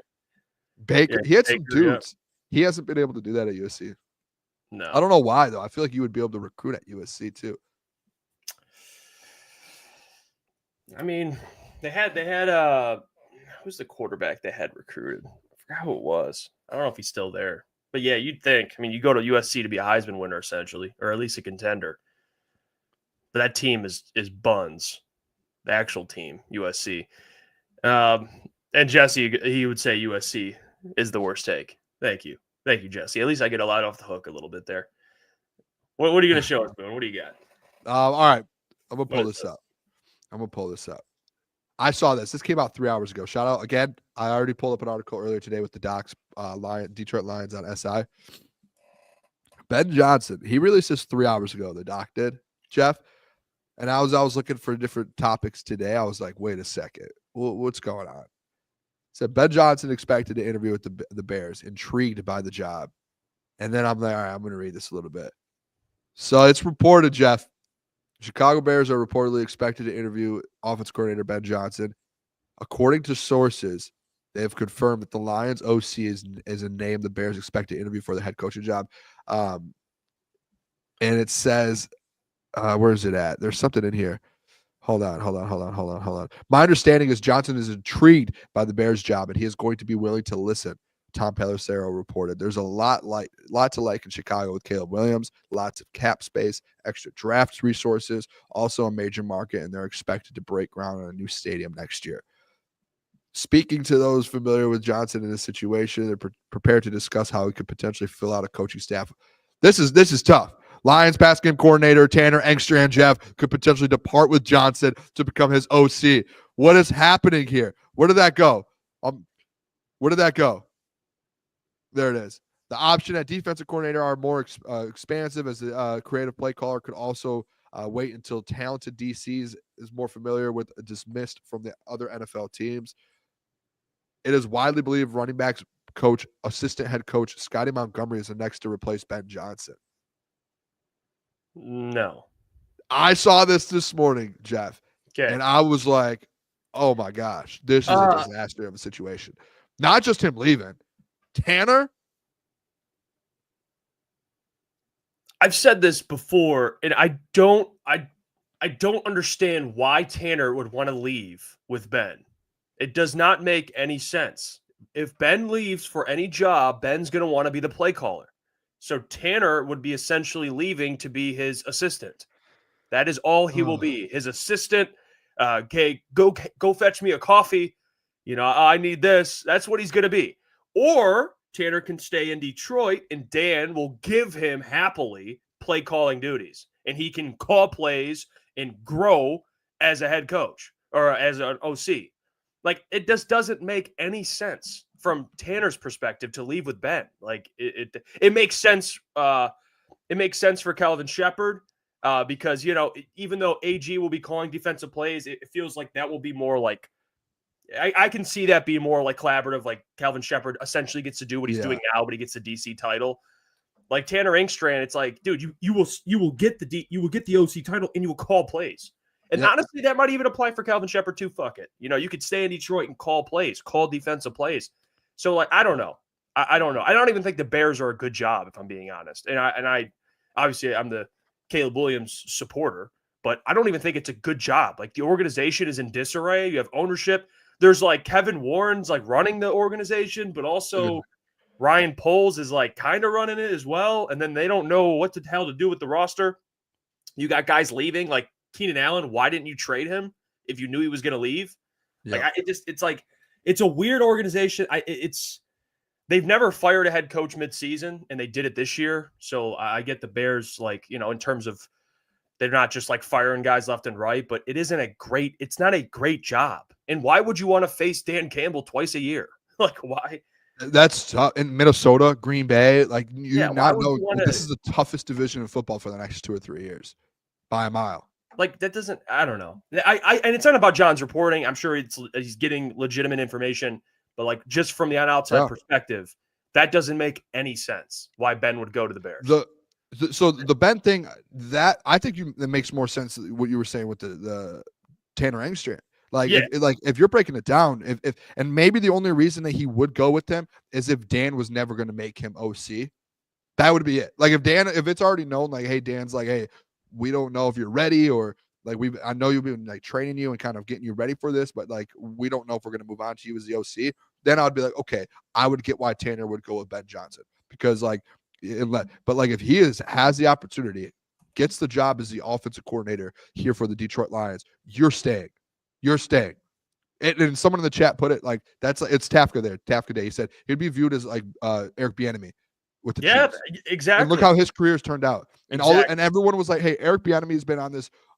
They wanted him to get head coaching jobs, this, that, and other NFL teams were like, we're not giving him a head coaching job. He's like, that's Andy Reid's offense. Bieniemy has been helping, and he's very good coach. That's Andy Reid doing what he's doing. You have to be able to go out there and, like, a guy like Tanner Engstrand, who's trying to start his career and get going in the NFL, you want to be able to do what Ben Johnson did, is take over as an OC and have the NFL view you as an offensive mind, and you're the one doing it. And it's not, hey, you're behind Ben Johnson, and that's Ben Johnson's offense. No. Like, hey, how many, and I guess a positive of that, Jeff, actually, and there's been some OCs come out of LA with Sean McVay running that offense. Let's just be honest. Because I'm not saying it won't stunt his ability to get a job, because Matt LaFleur's brother, is the OC in LA with the Rams right now. He will get interviews just because of what you're saying. Wasn't Matt LaFleur the OC at one point? I'm not sure. I know, like, for example, Kevin O'Connell was the OC of Sean McVay at one point. But really, it's Sean McVay calling plays. Yeah. But Kevin O'Connell was the OC. What? Yeah, 2017. Matt LaFleur, OC for the Rams, 2018 for the Titans, and then got the job. So he was the OC. But when he left to go call plays with the Titans under Mike Vrabel, it really it displayed, okay, this dude is a legitimate play caller. He's not just under Sean McVay. And obviously Kevin O'Connell worked out. I'm not saying it can't work out for Tanner Engstrand. And I'm sure teams will look at him just because they're going to look at Ben and be like, we got to get one of his assistants. But I think for the spotlight, and not just that, but for the talent, like, you get to stay with Jared Goff. Like, you get to stay with this offensive line, these weapons, like this system. Like, you're already familiar with the culture. You know, it's just for him. Like, if I'm Tanner, I'm not leaving. I'm staying here. I'm taking over your job, Ben. You know, I'm taking OC, and we're rolling. And all due respect, and I don't mean this disrespectfully, all due respect, I think he's a very good coach. I think he has head coach qualities in him. Like, I can see why he's an assistant head coach. But Scotty Montgomery is not an offensive coordinator. He is not an OC. That man, he's a running back coach, very good at it. But why is, like, every running back coach, they did this with Deuce Staley. Why is Deuce OC? Oh, Deuce Staley's up. No, he's not. They did. Like, Montgomery, he's up next. No, he's not. It's Tanner Engstrand, and if he leaves, go hire an actual OC. Go hire someone that's proven. I'm sure Dan will know better than I do. But yeah, sorry. I all due respect to Scotty. He's a great coach. But why does every running back coach become the OC? Like, I don't. I think for him to be the OC. I think especially in, like, this offense, and in the sense, I know this is like a run heavy offense as well. Like, your running backs do get a lot, but like in today's, like, you look at the Sean McVays. I'm trying to think of some other, like, offensive minds who have just been elite like that, like Kevin O'Connell, like those pass game coordinators. Like, that's what the NFL is made out of right now. Like, it's passing the ball offensively, and it's like you need to have, like, plays to where, like, all these trick plays, all these different offensive schemes, passing wise, that's what it comes down to. And if you have a guy like Tanner Engstrand, who has been the pass game coordinator and is working hand to hand, side by side with Ben Johnson and Dan Campbell, making all these plays and running this offense, that's the obvious choice. Yep. That's the obvious choice. And, like, just because you're the assistant head coach, and that doesn't mean you're next in line for OC. Not at all. No. But I just think, like, to me, in today's NFL, when you look at offensive coordinators, like, you see a lot of different running backs. You see a lot of different coordinator or guys take over at the coordinator position who just don't work out. Like Mr. Blunt, Hank Fraley for OC. I don't want that either. I want one of these young offensive minds who can take this offense and find a million different ways to corrupt a defense. And that's like, those are like the Sean McVay's type guys. Ben Johnson's in that category. And if you have a guy like Tanner Engstrand who has been learning to do that for the last 3 or 4 years, you want him as your OC. He is the next man up. It's just like in LA when they had Kevin O'Connell next, Matt LaFleur next, Mike McDaniels next. You know, those types of guys who are working as the pass game coordinator with side by side with the man who has the brains in Ben Johnson, and over there it was Sean McVay. You want that. All of these old offensive coordinators are these guys that work with Shanahan, like all these guys, like, you want that. You don't want to, like, branch off and be like, let's just try a running backs guy now. Let's try an offensive line coach now. No, this is today's NFL. I mean, I agree. I agree with you 100%. I mean, even Malik, I love this comment. Scotty's more of a CEO, leader of men, head coach than he could be a head coach, man. I think Scotty eventually will be. He's got qualities in him. He's a great leader. He's a great leader. But I think if you make – it just doesn't make sense. He has no experience as a pass game coordinator, an offensive coordinator, play caller. He's just coach running backs and an assistant head coach. So, like, he should be working his way up in other ways. I don't know. I don't know if offensive coordinator is the right path for, like, Scotty Montgomery. I don't think that's a good fit there. Like, I think Scotty should stay assistant head coach, and, like, Dan was tight ends coach and assistant head coach. Yeah. They never made Dan the offensive coordinator. And you know what I'm saying? Like that was There's different paths for different types of different paths. coaches. Yeah. Like Scotty And, like, can get interviews still. And I think these guys that had this mindset in today's NFL that they're very, very savvy with play calling and creating plays. I just think like you have to make sure you get like the same people in the chat who are saying like Scotty should be that guy. Those are the same people who are like, hey, Ben Johnson's your offense, and when he leaves, you need like so you need a mind just like him. You need someone who's like can make like create plays like and call plays like that. Like you need that. You can't fall back and be like, oh, let's just try like something different. Like, no, you can't.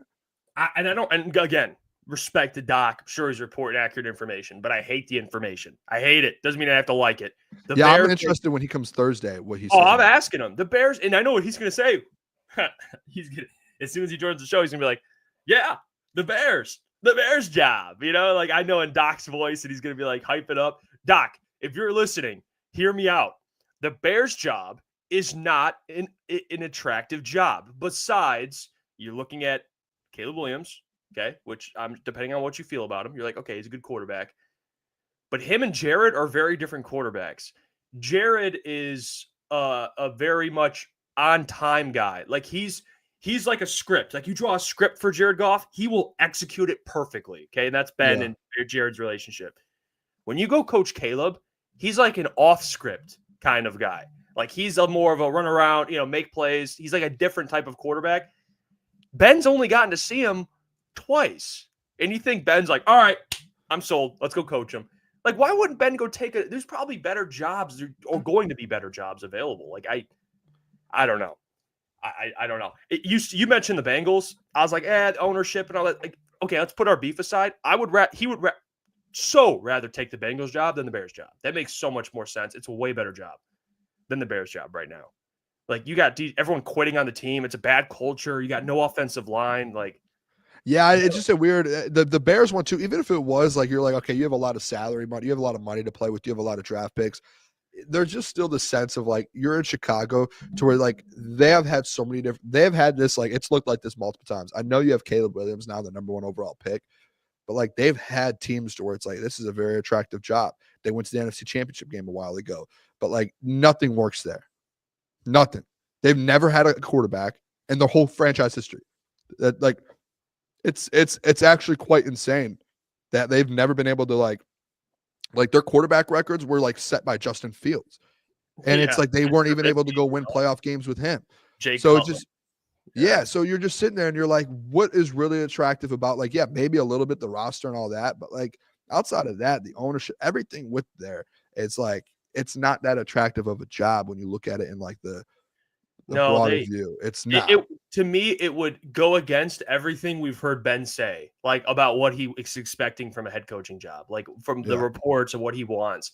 If you take the Bears, all that goes out the window. All of that, like waiting for the right job and being patient and wanting to make sure that I don't just get fired again in a couple of years.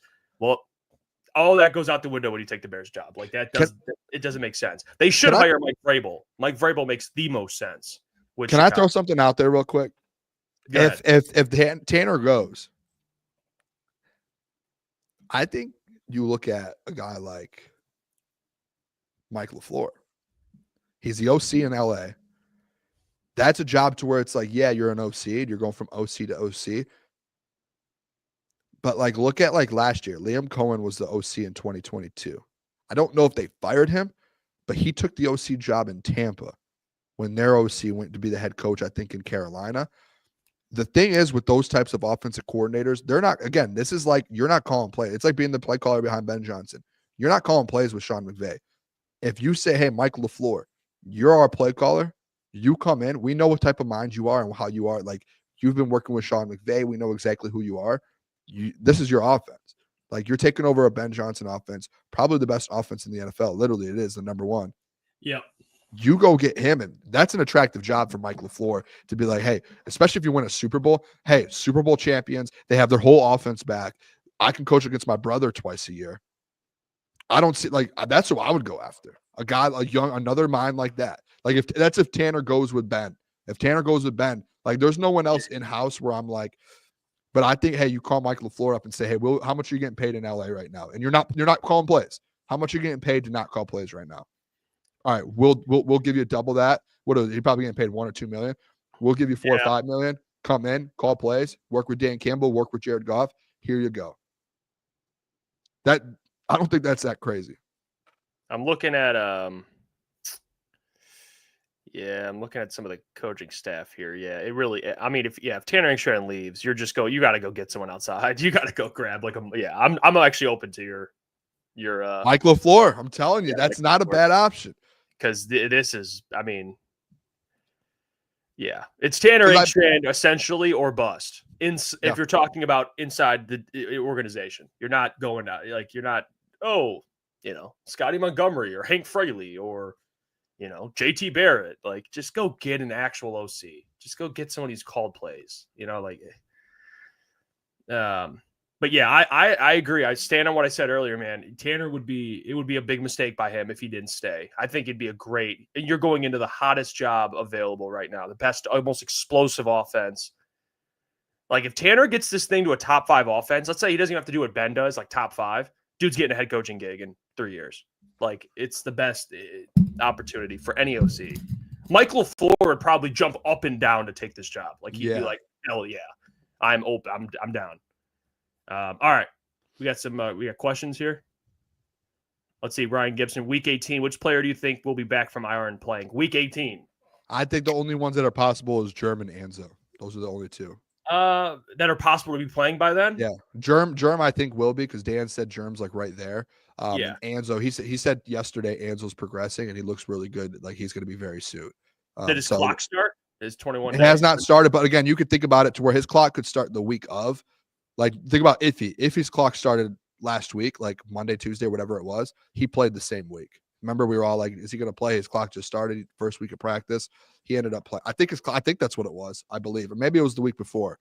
But if they open his clock like Germ's later this week and Anzo's later this week or early next week, I wouldn't be shocked if week 18 they're both out there. What about Silence? Silence is actually like Johnson to the Patriots. I don't think they're going to move on from Gerard Mayo. I've seen. Mayo. I know. Why would you hire? I don't know. I wouldn't hate that. If I'm Ben Johnson, I wouldn't hate that. No, because go coach Drake May and you could really do something there. And they have draft picks. They have money. They haven't spent money. They've really gutted that organization. So it's perfect. Prestigious organization. Prestigious. Yeah. I just don't think Gerard Mayo. Like, I know their conversations have been had, but I've heard reports that the ownership is like they like them.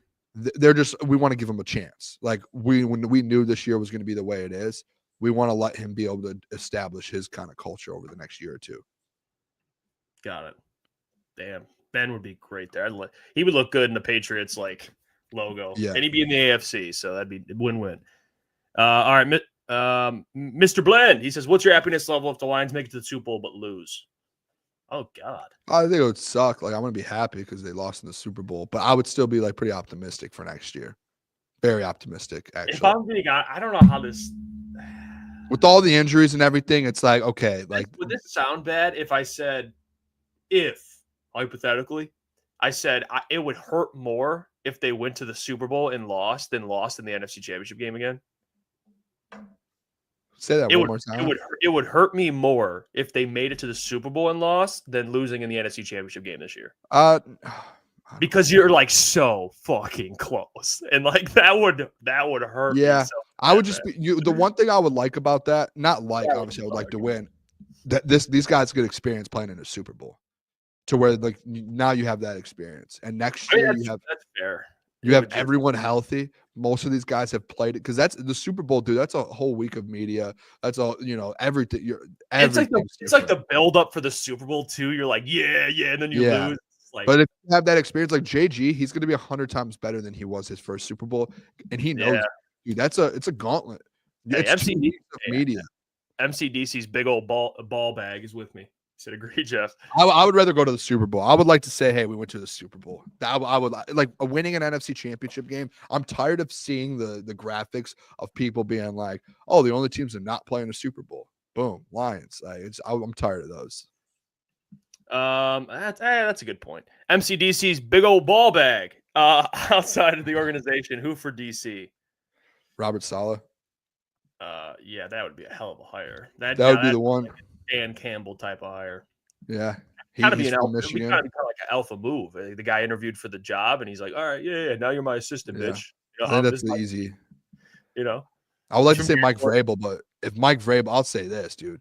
If Mike Vrabel doesn't have a head coaching job in 2024, 25, or 2025, the NFL needs to be investigated. There's no way that man does not have a job. That's especially with what Dan's doing, like as like yeah. that prototype of coach. Mike Vrabel should get a job immediately, dude. I mean, that dude is he's a stud. Yeah, I would agree with that. Robert Saleh.